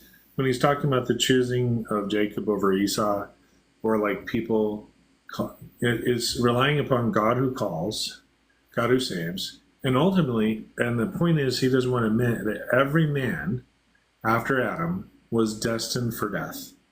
If he takes those babies early, that's actually probably an act of mercy, because what's going to happen, Darth always mentions this, well, they're going to be resurrected. Nobody talks about that. And they're going to be held accountable for what they did or did not do. If they were babies, then they're not going to be held accountable for much. You see what I'm saying? So it's like, you know, it's just like, now you have to go into the fact, okay, so we were born with original sin, but, like, does that mean babies go to hell? You know what I mean? I would say that that would be a hard press for God to say, I'm punishing you for all the evil you never did. So in a way, the baby is being unalived, and if they never reach accountability, then God is a just God. He does not show partiality. He's going to hold them accountable for what they did. And it literally says in Romans chapter 1 that when you're doing what God requires of you, even if you don't have the Bible, you're going to be held accountable for what you did do. If you did good, then God will give you righteous and eternality. If you did bad, then God's going to give you he's going to judge you according to what you did. So I think they're coming from a fact that the believers think that every baby that dies in a non-Christian home goes to hell. And that's the problem that only God knows, right? So we would just assume that God is just, but what they're doing from an argument of incredulity, it's like a magician. If he tells you what he's doing with his right hand, then you're not looking at his left hand. He's ignoring the fact that the entire world was doing everything intently bad. And he wants to get rid of that acknowledgement that man was justified in being destroyed. He does not want to emphasize the fact that every evil intent was occurring with those men and women, and they were all behaving badly. If those men and women wanted their babies to be saved, wouldn't they put them on the ark? You see what I'm saying? Right. Yep. So they're responsible for their own children, but they're shifting the burden of proof, like they do here. They're shifting the burden of blame onto God. That, you see what I'm saying? And then they're saying, well, God could have saved, or God could have created a situation. That's what I was trying to tell them. Like, you don't tell God how to write the story. But he wanted to write his own story. He wanted to write his own narrative that makes him seem innocent and God seem like a monster. So that's their ploy, is their father Satan. Like I told them, he's basically not a child. He's not a child of God. And you could see that from the comments before he came up. And it was like, no. And then like, even if you look at the Amalekites, if you use the other one where they take the babies and do something against the rocks with them. I'm not going to say it out loud, but he was talking to a group of Amalekites, and he again had to purge evil, like Precept says, wipe out an entire culture. Because let's say he kept those babies, somehow they grow back up into the enemies of God. You know what I'm saying? So if he can wipe, because they're going to have the sins of the father passed down to second, third generation, we could say ultimately that they would come up and be enemies of God and fight Israel. When God was bringing the Israelites into the promised land, he was trying to purge the evil from the land to give them their land and to give them an inheritance which they did not build, to point out that we get saved not by works, but by his gift, by his battle that he fights. He always fought the battle for Israel. And he fights the battle for our sins. He takes it away. It's all by grace. It's not through works that we should be saved. That he does the battle. He does the fighting. He does the victory. So I think the point is, it's just the gospel is so not manward and uplifting of man and elevating a man.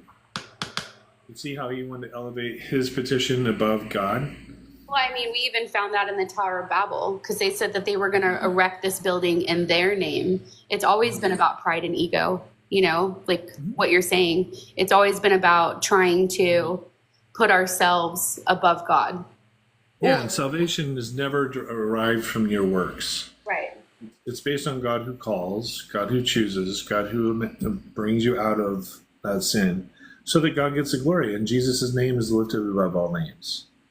And they're always going to accuse God. They're always going to be accusatory, because that is who their father is Satan, who's the accuser. So. Yeah, I think they forget that these actions, like the evil that they see, these actions are actually opposite of who God is and the nature of God. But I would say a lot of the times, probably conversations that you're having with people haven't read the Bible in its entirety. You know, it's easy to get offended by bits and pieces when you don't know the whole story, and that happens like just in everyday life. Well, you know, we if have you don't know something. the whole story, then you can easily be offended by things. We have Here's somebody something.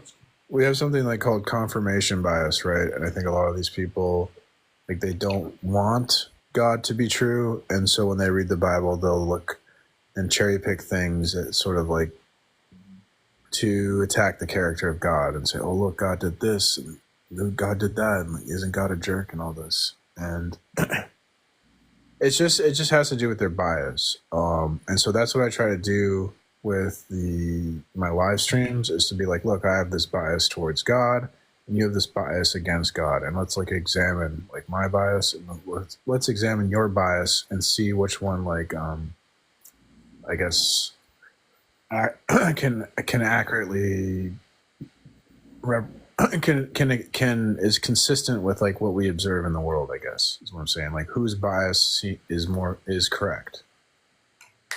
And they don't want to deal with their bias. They just want to like criticize typically Christianity. And so That's because it's easier to point the finger than to take accountability. That's why. It's much easier to point it off on somebody else than to take accountability for, your own actions. And it's hard to defend a position. It's easy to tear someone down and Right. tear down another position. Correct. So you game? Do I game? Yes and no. And I'll tell you why. So I gamed a lot, like a lot. But with my daughter and the fact that I homeschool now, I had to make a decision, like as a mother, that I needed to invest my time wisely, and that would be investing in her, No, I get it. So I homeschool, and then I also co-run a homeschool co-op, a social co-op with like 50 families, and I schedule social events every Friday. So I schedule about 48 events a year.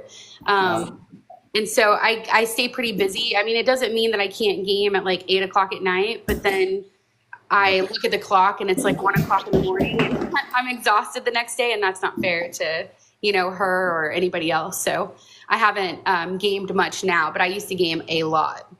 Are you married? I am, yes. That's what I was thinking, how you could homeschool and be married. That's awesome. Yes, I'm married. Happily married to my best friend. To your what? I happily married to my best friend. Oh, I thought you said your boyfriend. I'm like, isn't that a contradiction of terms? No, happily married to my best friend, my husband. Oh, that's awesome. I was like, that's some sort of crazy marriage, but okay. It's good to hear that you're homeschooling, because there's a lot of bad ideas floating around the public schools these days.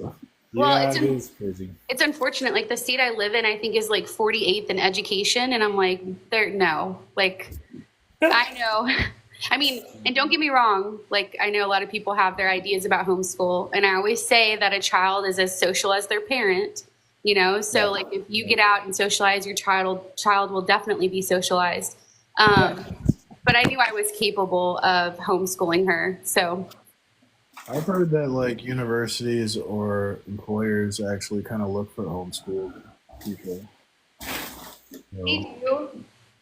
What I find is really interesting, because we don't watch TV or play on any tablets 6 out of the 7 days a week. Like, I kind of say, like, no tablet, no TV. We're going to do things or play outside or use our imagination. And the reason why I say that is that's what we did when we were younger. So I find it interesting when we're out and, my 6-year-old is having conversations with the cashier, or like if we're ordering food, like she's talking to the waiter, and they'll say, man, this is amazing. It's amazing. Like, she, has a conversation. And I think to myself, is it really that amazing? And I'm not downplaying it, but, a short 20 years ago or whatever, this was our reality. Like, all kids had to socialize and conversate with, the cashier or the waiter. It's just now with technology, they're not having to do it as much. And so they choose not to do it as much, Right. So yeah, but Yeah, I'm married. Trying to do my best. People don't think I'm about married to that. my best friend too, 27 years. Oh, that's like awesome. kids are like what, like looking at their phones all the time instead of like interacting with people now. Is that what's going on? Yes. Yeah. Yeah, I don't think I went to school to study. I went People home just to think study. about like, oh, I have a phone. This is cool. Like all the cool stuff. It's fun, and they don't think about like, well, how does this affect the world? Where yeah, like you're saying, we're not. Well, Yeah. have you guys seen? I think Bill Gates was on a podcast. I would say recently, like within the last month, and he said with the birth of AI, there's going to be a new religion that's going to pop up. And I was talking to my friend. I was like, "This is really interesting. Like why he would say that?" And he goes, "No, it makes complete sense." Because if you think about it, like when you look at technology and you look at AI, right, that's going to become like somebody's God. And the reason for that is AI is able to look at every single religion, every single self-help book. And if you plug in a question, it's going to be able to like pop up an answer for you. And to that individual, it seems really profound. But they're going to be lost in that technology, thinking that like, you know, that is a thing, and that is, you know, yeah. AI Well, is what's funny, created. can I tell you, I've been thinking about it a lot. AI is inputted information from man, right? Right, So, exactly. like, if you look at the Mustache Man, who controlled the propaganda? He did, right? And he can control thoughts and everything. So if we, it's like Wikipedia. You can actually write your own word, create your own definition, because words and change time with meaning, right? So if we don't have I just wonder how much of like Chat GPT is formulated in like answers, like the other. I was asking a question last night. Is it okay to tell someone there's no such thing as atheists? And I was getting mad at the ChatGPT response because it would be highly offensive, and my point was that it was like giving me this like liberal definition of like how things are going to be okay, because I truly don't believe there's anything such as an atheist. If God tells us that he has revealed to us, every one of us, that he exists, right? In Romans chapter 1. And he's revealed it through every nation. So in my mind, they're just making up stuff. They're making up lies. They might say in their heart there is no God, but they're being fools according to the Bible, right? So like, it didn't give me a response that was anything but just a polite, like a motherly response. But it didn't give me any information about how to defeat atheism. It just gave me this nice, like what your mother would tell you to say, you know? Yeah. So, like, if you want to defeat atheism, you know, how would you come across that? And then I came up with this definition last night of what atheism was. And then it was like, I don't know, if you control the information, you control the population, there is some coming out of that information. So I'm like worried that ChatGPT can actually get rid of all books, get rid of all paper, and then someone behind the scenes can just formulate it to whatever they want it to say. Does that make sense? Yeah, you know, you are absolutely correct. I heard a quote recently, and I'm probably going to butcher it, but it said it's much easier to deceive someone than to show them that they've been deceived. Yes. And so you're absolutely correct. Because you can pull down the information. That's because of a sunk cause fallacy. Like once you've invested time and money into something, you don't want to give up and think that you've wasted all your time and money. Like to realize what you've invested in is false is to like admit what you've wasted all this time and money, essentially. Yeah. Yeah, it's true. That's why this like pyramid schemes work, because like once you get caught up into it, and then someone's like, "You're in the pyramid scheme," you've already invested so much money into it. You don't believe that's true. Yeah, true.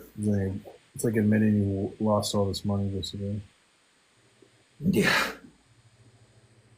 Yeah, I really hope that people come to. I mean, man, if you know people are telling you that, you know, your life depends on your belief after this life, I would think that, at least for me personally, I would take the time to read the Bible in its entirety. Mm-hmm. You know, like it just at least read it and say, okay, and with an open mind, read it and say, okay, is this something that I can truly believe, or I can see God or whatnot? But to just blatantly just disregard it, I find it interesting. And the only reason why I say that is as we age, we see how easily death comes to all of us, right? Yeah. And I just find it interesting that somebody would push it off and it not at least look into it, like read it, like any other book. I Read can it. understand when you're like a teenager and like death seems like it's never gonna happen. You seem like invincible. Right. But yeah, the older you like, it took me. I was stubborn. I was like 37. Like, okay, I guess I need God. Like, do this on my own. Yeah, the problem is with the open mind part, I really hate that comment. I'm not saying it's you I'm hating, I'm saying the comment because you do have to be careful what you're opening your mind to. Like, people used to tell me to read like the Book of Mormon when I was a Christian, and like, I don't want that influencing me. Yeah. So To say you're problem is open-minded, that though, atheists- is a contradiction because you wouldn't be open to the possibility that you're closed-minded. Like, you've determined that you're an open-minded person. So, like, what I think we should do is it just be like Open-minded to information, not change. Yeah, but what if you're closed-minded? Like, I think we should just admit our biases. Like, I just admit, like, look, right, I'm a Christian. I have this bias. And, like, instead of, say, like, think that we're open-minded when I don't think that's possible, admit be honest about our bias and examine our bias. Do introspection. Like, is what I believe legitimate? Do I have good reason for what I think? It's like the continuation of teaching people why God is the truth, because as long as you keep an open mind about everything that they think is true, you can have an endless amount of like falsities to debunk. Well, that's the thing. So what Tag does, and what I like about it, is that it gives you the open authority to judge things against. Because the question is, how do you know that Christianity is right, compared to all the other religions, right? You got to be careful with that, because go on an endless search of 4,000 religions, right? Yeah. Well, what God is giving you is ultimate truth. Mm-hmm. Compare all the other things in reality too. And I would say that God is the one who has to. Because he even says in John chapter 12, verse 40, that it was hidden. Yeah. And who has believed our report in Jeremiah? And God is the ultimately one who has to open your mind. That's why atheists don't have the ability to understand until God. Yeah. The only problem about Tag is that like it's so real and it's so obvious and becomes so like apparent that like I think your ego can kind of get in the way sometimes of like speaking on the truth, because we sound so similar to like everybody else that thinks they know what they're talking about. So if everybody's confidently ignorant and there's only one person that is confidently right, you're going to look confidently ignorant because the majority is just... Yeah, but Tag doesn't come from yourself. Tag comes Exactly. from... Yeah, right. But it seems like, that's what I'm saying. It seems like that because it's so accurate. And everybody else think that they're accurate, like especially atheists. Like atheists, they really do think that the universe just is a brute fact of reality. Well, I agree with you. I always tell people that thinking that you're the smartest person in the room is usually like the loneliest place to be. It is, by far. It is. the smartest person. Yeah. Say what? I don't do that. No, I don't act like I'm smart. I know, I'm just kidding. Intelligence and ignorance can have the same, and stupidity can have the same issue when it comes to translation. I just deal with people like, okay, like 3 people yesterday, or was it the day before, told me, I asked them, do you know the sun's gonna rise tomorrow? And they said no. And so at that point, I'm just like, this is just like, I just Well, see that's smart. an accurate answer, to be honest, Precept. I just appear like a genius into like compared to someone like that who doesn't know the sun's gonna rise tomorrow, because I know the sun's gonna rise tomorrow, so I just Well, like Precept. That's honestly they're saying the right thing, and that's why I'm saying the ego thing with Tag. I'm not saying that you're 100% right, but yeah, it's because I they're don't. trying to Yeah, I know what you mean. they're trying to win the debate, not rather Yeah, than be honest. yeah. So they just But it's up to God. Like God makes, I would say, the true egoless position is to say to put the faith in that's your. that's an He's issue with God. Yeah. any argument. If your opponent is concerned with winning, Right. care about the truth, then Right. they're not going to listen to anything. So Right. I think of them as like Pharaoh. Like think about how stubborn Pharaoh was. Like God sent him all these plagues, and even after all that, he still changed. When he let the people go, he goes, "Wait a minute, no, screw that," and he went back and tried to rechange his mind and take them back. So he was stubborn up until the end. So Yeah. this is what these people are like. They're just completely And stubborn. people think God changes his mind. It's just that the thought of God being God hardened his mind. Like it just made him more stubborn. It's just like It's like he questioned like God, like why, like God, who are you to me? I'm Pharaoh. Like God didn't actively harden his heart. It's just Right. being in the presence of God. Right. Like the thought of God to a Pharaoh, he thought he was God.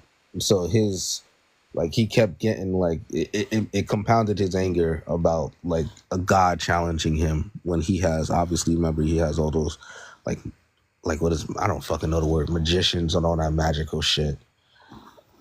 Like so like he felt like he had power.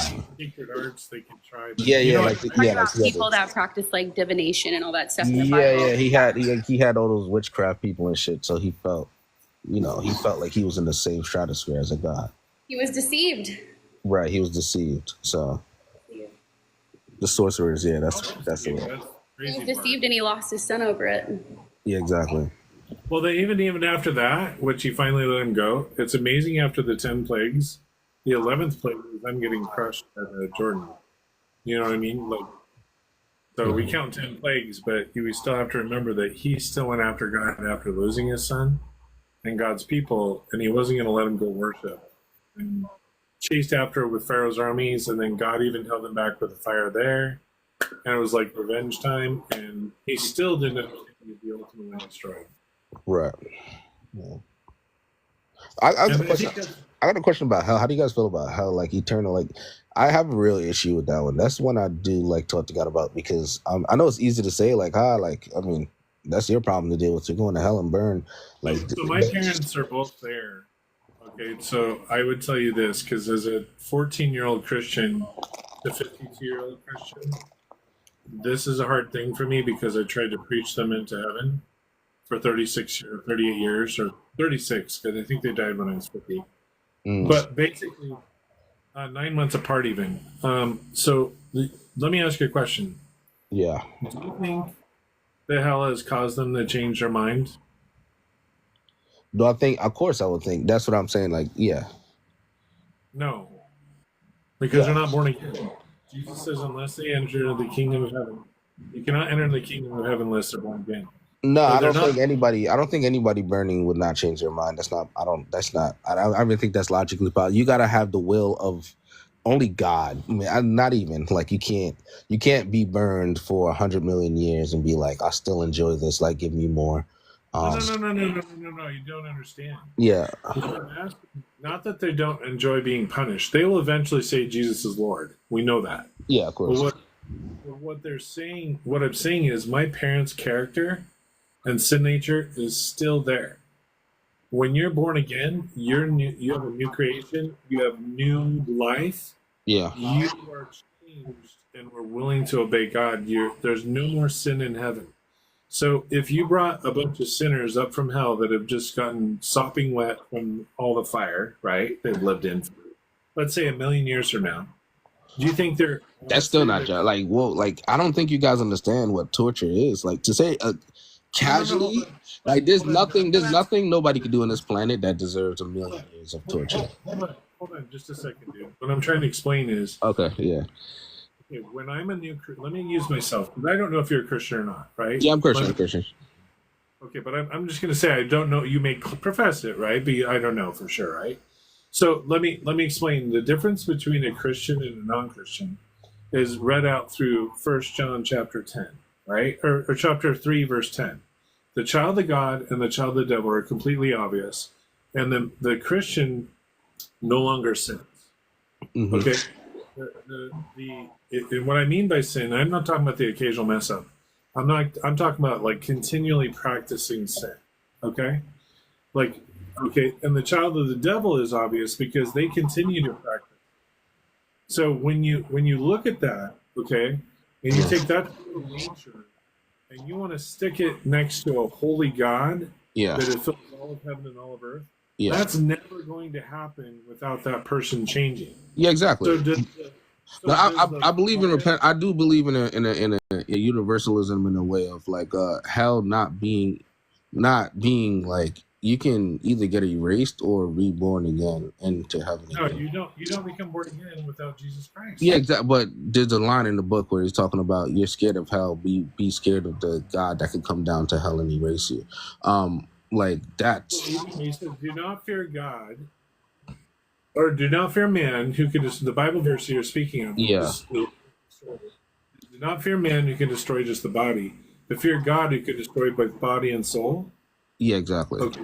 Yeah. So what we're talking about here is, if you look at this, the sinful people that God destroyed in the flood are going to be judged, okay? And they're going to be judged eternally because they sinned against an eternal God. So it's not that their sins are finite; it's that who they sinned against is eternal. That's why you can't. But it's not equivalent like that. Well, I get you. Do you think? Let's like. Hebrews chapter 9. Wait. Can I talk? Can I like? I'm gonna talk to. Can you talk to me outside of the Bible and just talk to me like legit? Do you think? No, like I'm saying. Do you think that there's anything that somebody can do to deserve 100 million years in torture? Like that's. Yes, they sinned against an infinite He's God. sounding like a nihilist, right? What did you guys say? Like he sounds like a nihilist. Is your belief that like whenever you like pass away? Yeah. Gotta work, guys. Have a great day. Oh, have a great day. Have a great day. Is your belief that when you pass away, like either two things happen? If you believe in Jesus Christ, you become like you're in heaven, and then if you don't, then you basically cease to exist. Like I feel like that's a way better fucking interpretation and absence. They say hell is absence from God or non-existence or some shit. I feel like that's a good God still than somebody that just like burned somebody and tortured somebody for 100 million years. That's like I can never be in heaven and know somebody I know did something and is burning for 1 million years and be like, okay, like I completely understand this and I knew the life that person lived, and it was bad. Don't get me wrong, but it wasn't 100 million years worth of torture bad. And I'm just chilling in heaven. I think the hard part for us is that we just have to understand that God knows the whole story. Like he knows every page, he knows everything, right? Like we only know like what our limited mind is able to show us. I can understand where you're coming from. I've heard this like conversation / debate many times where people talk about like your first death is like the death of this life, and then your second death is the death of the soul. And so they look at that second death that it talks about in the Bible as basically that's it. Like that second death is basically you just don't exist anymore. And so there's, that argument goes back and forth. No matter what you believe on that, whether the second death means that you just don't exist or the second death means that you're in hell, I think it's just important that you stay true to what the Bible teaches about separation from God and to walk that path and try to like at least try to show people what separation means. That's exactly that. And that's to me, that's my interpretation. Like even I look at the fire as emblematic. I think it's like I really think it's symbolic. Like a lot of times the fire wasn't, you know what I mean though, President? Yeah, exactly. And I'm not saying that there is no I do believe in consequences. I just don't believe in eternal consequences. I do believe that you do get a consequence. Don't get me wrong. Even if it's 20 years, 30 years, whatever the case may be, or even 100, 200 years, or 300 years. But eternity is just illogical. I do believe in punishment though, but eternal punishment, that's psychotic. What do you think about that precept? I mean, I can sympathize that it seems inconsistent with the all-loving God to eternal conscious torment, but then it's also the case that, like, just because like things aren't true because we want them to be true, you know, like maybe we kind of have to go with what Scripture says, and it's kind of hard to argue against like hell the way it's described in Scripture, but like. I get it. No, I get that part 1,000,000%, bro. Trust and believe me. And I wouldn't have. I'm just real. Like I'm not like I'm definitely not somebody that I would consider myself. I believe in God because I'm scared of hell. Right? Like that's to me that's force. That's exactly what people say it is. So like my faith in God doesn't come from my fear in hell. My faith in God comes in my relationship with God, and my understanding how real it is, and my responsibility to live up to a standard that I believe I should hold in the first place. So like it's a relationship when it comes to my understanding of God. To certain people, the hell thing, and if you really have a good imagination, you like that alone just fucks you. Like like if you can imagine, like you ever seen that Wolverine movie where they drowned him and he keeps waking up, drowning again, and waking up and drowning again, waking up and drowning again. I'm like, that's psychotic. In a lot of ways, death is a blessing, and people don't know that. Like there's true darkness, and true darkness is it's no end to those kind of situations. No end to like somebody getting raped. No end to somebody getting their head blown off. No end to somebody burning. Like these things are just that's demonic shit. Straight like that. Like that's not. What is said that is it's true lawlessness. I had somebody kind of explain this, that like what people think or look at as evil, they don't understand like the true extent of evil. And then also too, what we look at as love and goodness, we don't know like the true extent of that either. Somebody was explaining that there were many people, like thousands of people that have had like near death experiences.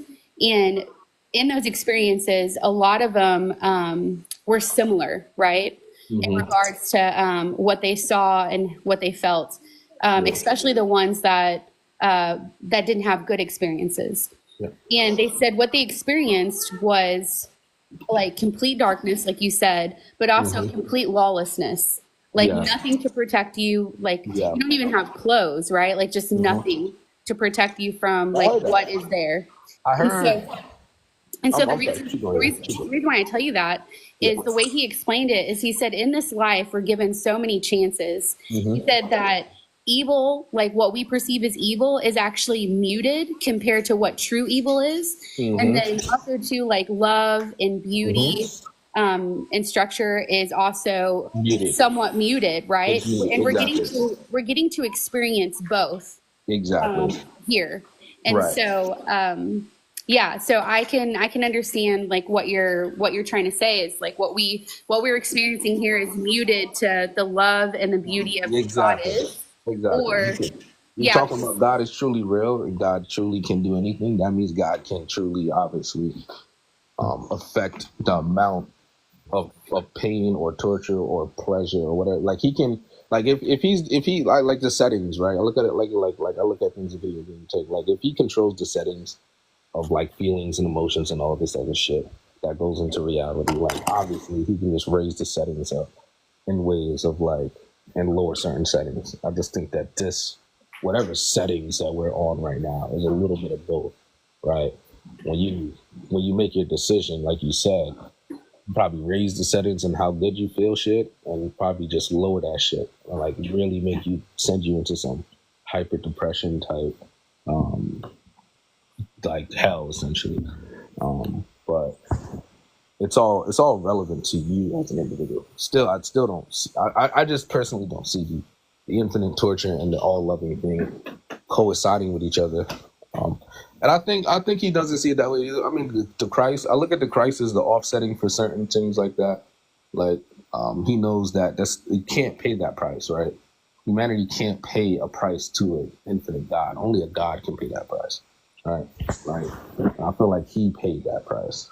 But and he also, too, you have to remember that he's not the one that's doing it. Like, it's a choice. Yeah. Like, it's a choice that people are making to be either forever separated from him or to be with him. That's what free will is, right? He's not Exactly. going against your free Yeah, will. he's not. He's definitely not. But he's all loving, and the Christ sacrifice kind of points towards the forgiveness aspect of how forgiving he is. Because if there was any group of people that probably was more due for hell throughout our timeline, it was probably that first group of individuals. I would say it's all of us. Yeah, it's all of us, but not nearly as savage as some of those things that we're hearing. Well, I guess the average level of evil is not as high as it was obviously during like Canaanites, Amorites, and like when we're basically animals. Like we're basically animals trying to like build a civilization. I don't know. There's definitely some very dark and evil that is in play right now. I don't know about that. But let's really think about this. You talk about no streetlights, no technology, no laws, no forensic science, and you're talking about that's a safer place than today? Oh no, I'm not saying safer. I'm saying like people exist as much today as it did then. Is what I'm saying. Yeah. Oh yeah. The will to do evil is just as bad. It's the action. We put things in place to make sure that people's desires aren't as easily obtained as they were before. We're still savages. We're still sinners. Like we still have the thoughts of like, damn, like I don't want to be broke no more. Let me go. Like I want to do this. I want to do that, possibly, or damn, I want. Like whatever you're going through, you're gonna have like certain thoughts. Like I want to skip this process. This test is coming up. I ain't study for this test. I need somebody to take this bitch for me. Like, we always gonna have those kind of like, let me skip ahead real quick. Let me cross the road when it's a green light, or we're just natural dickheads, essentially. Precept, I didn't mean to hijack the conversation. I didn't know if you wanted to get people in and like go with your No worries. Yeah, I gotta leave soon anyway, so I thought I'd just let you guys talk. No worries. Yeah, no problem. Yeah. That was my only problem. I just wanted to see the mental health thing because I hate people that speak on that and ordain people to hell, especially like people that's like, hey, like watch your mouth. You know you're gonna go to hell, right? Like that's crazy because we don't even make our own decision where we go. So you saying that, you think that up to chances? Well, I think the biggest thing, and this is kind of to go off of what you're saying, the biggest thing is that the Bible says, especially when it comes to Christians, that you'll know them by their fruits, right? Like you'll know them by their actions. And it's not that their actions are something that they're doing as a form of works, right? Because all good things flow from the Holy Spirit. And it comes from him. But you'll know them by their fruits. So if somebody is professing God, but they're living their life opposite of that, as a Christian, it says in the Bible that we are able to judge righteously, right? Like we're able to pull our brother and sister aside, have a conversation with them, and lead them back to what the word says. Right. So it's not that we are supposed to be condemning people to hell. That's wrong. But definitely if you see your brother and sister in Christ that are doing things that are, sinful, like you should pull them aside and have a conversation and help lead them back to like the correct path. And that's the same thing. Yeah, right. And I 100,000,000% agree with you. That's why, because I know it's hard, like, especially like Precept and everybody else that puts in a lot of work. Like, dude, like I personally don't go in here and talk to anybody to like call like belittle their intelligence or say like, I know more than you and you're gonna go to hell or anything like that. And I know majority of Christians, I hope they don't. I hope the reason you're coming on here is because, well, the people are gonna get offended to this, but I feel bad. Like I literally feel bad for atheists. I feel like they're lost genuinely. And they're gonna say like, "Oh, I'm looking down on them," or this and the third. Like, I want the best for that individual. I want them to understand that eternity is possible for them. Well, Ezekiel 33:11 says that even God wishes for the evil, like for the wicked, to turn from their ways, to accept the knowledge of the truth and to accept Jesus Christ. Even God wishes for the evil to turn from their wicked ways because it's our free will, like our choice and the decisions that we make. Of Like course, he's not a hateful God in that way. Like he wants to see the yeah. wicked turn. It's because we all were. I mean, if you had an experience with the Holy Spirit or God Himself, right? You're gonna understand that you probably were on the verge to a form of atheism or the wrong path more times than not. The moment that He came to you, I got a call. My bad. Anytime I hear a testimony, it's the same thing. People are at I feel like they're crossroads. Like somebody's really down in their luck. They're really in the worst part of their life. They're really having struggle with this. And then they said they had a moment with God or a testimony of God came to them when they were at their lowest, but they still had faith, right? So I do believe those are crossroads between giving up hope or going forward. And He kind of like steps in and be like, all right, I'm gonna use you to do this X, Y, and Z. The crossroads is where you meet the devil. Yeah, exactly. And I think that point where Christ comes is is that crossroad of atheism or whatever the fuck else, or spirituality or like the truth. And if you make that decision yourself, maybe you can come out of it. But so I guess He comes and He's like, yeah, just all in on me. I was referring to the story of the guy that sold his soul to the devil so he could play guitar.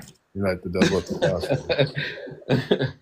Yeah, it's true. Because I remember where I was when I had my testimony. I was like, wait, like, happened to me at the perfect time. Like, I needed that. Thank you for answering that. Just everything else just aligned. It just aligned with it, right? Like, it stitched your past to your present to like go forward in a better way, right? I think that's all Christ is like when you experience that, you'll be like, oh shit. He'll show you your past and he'll be like, this is not your fault. That's not your fault. Maybe that was your fault. Take accountability for that. You fucked that person over. You fucked that person over. You kind of go to apologize to that motherfucker. Yeah, get that shit right. I know. I would say present is probably part of your like, normal everyday talk, but I would try like really hard to when it comes to cursing to kind of try to leave it out of the conversation. Like when you're talking, I know, and it's probably just your normal everyday dialogue. But there's times where it is appropriate, though. Yeah. I guess my bad. It's okay. Like I mean, I'm not I'm not Sailor offended. talk, right? Like, cause think about you're on a ship. It's like life. It can be life and death if you like make a mistake. That's why you gotta be. Sometimes you gotta curse at someone because like it can literally save their life. Yeah, I just look at it as, you never, especially on platforms like this, and people are listening to you present. Like you have an audience of people that are listening to you and, those who may not believe. And so I always try to take into account, like, maybe who's listening, Yeah, my bad. Are you trying to be an example for non-believers? Is that what I'm hearing? Exactly right. Let me ask you then. It sounds like you agree with the host prompt here. No God, no logic. To deny Bibles and deny science itself. Am I on track here? Yeah, I guess so. You think that's true? How did you determine these prompts to be true? You said I denied Bibles? How did you determine? Why are you that attacking these are my true? guess? Dude, I'm the one that made those claims. I asked if they agreed pre-sub. Usually you have Darth Dawkins up here who just bullies people around. Oh, so you want to bully people instead? I've had to. I like how you accuse me of what you actually let Darth Dawkins do, but that's cute. Anyway, buddy, let me just. I've had to like moderate Darth Dawkins on Discord. and in a couple different or moderate for him, and it's like not fun to moderate for Darth Dawkins. I'm just gonna say that. It's Well, rough. he's ridiculous and a bully, so I get that. It's rough. Maybe if he wasn't such a bully. Well, he's assertive. Anyway. I don't really have a problem. I mean, you guys bully God, so whatever. I can't bully the mod. He mutes and you blocks guys bully people. God, I said. How do I bully God? He's omnipotent and You're omnipresent. mean and to God. omniscient. Midnight, you bully God. Come on. Oh my God, you're ridiculous. Let me just. I pretty much already know your position, Precept. So I don't know your guests. So that's why I'm asking them. Well, I gotta go. Yeah, you said that like 30 minutes ago. I bet. I'm like out the door. Yeah, I gotta give. Darth doesn't want free speech. No, he doesn't. He wants to tell you what he tells you what you think. He knows your mind better than you. That's not free speech. He doesn't do that. He just. Look, You're funny. You're funny. If He you tells make a me what I think claim, all the time. you understand? You're If you say take a position, there's entailments to your position. We're just. Oh, holding see, people's- listen. Here's the bullshit. Here It's it not is. we're just holding people's feet No, to you're the not. fire. If you're No, going you're to take not. a position, No, you're not. then you have entailments to your position. Stop crying. What isn't? All right, stop saying crying, and you tell me what's entailed in being an atheist. Tell me, define atheist. You do not accept a creator-creature distinction. That is a poor definition. Why don't you just give me the very basic one, which is without theism, because that's literally atheist. Without The theism. standard definition would be that it's the proposition that no God. Not a proposition. Okay, well, It's not a proposition. You're already strawmanning my position. You're making it a proposition when it's not. You see, this is the problem, everybody. I said the standard See that? definition. He called it a proposition. You see how he my snuck that in gosh. there? Dude. You don't have Darth here to mute and bully me and say and follow his script. So you got to talk to me, Precept. You always fail when you talk to me, which is great. You're not acting like an adult though. Like I'm saying, the standard. Now you're gonna attack my character when I called you out on your bullshit. You're gonna attack me and pretend that I'm the bad person when all you did was try and strawman that I had a proposition when I didn't. Well, I gotta go, man. Thanks. Yeah, I Thanks know. for wasting.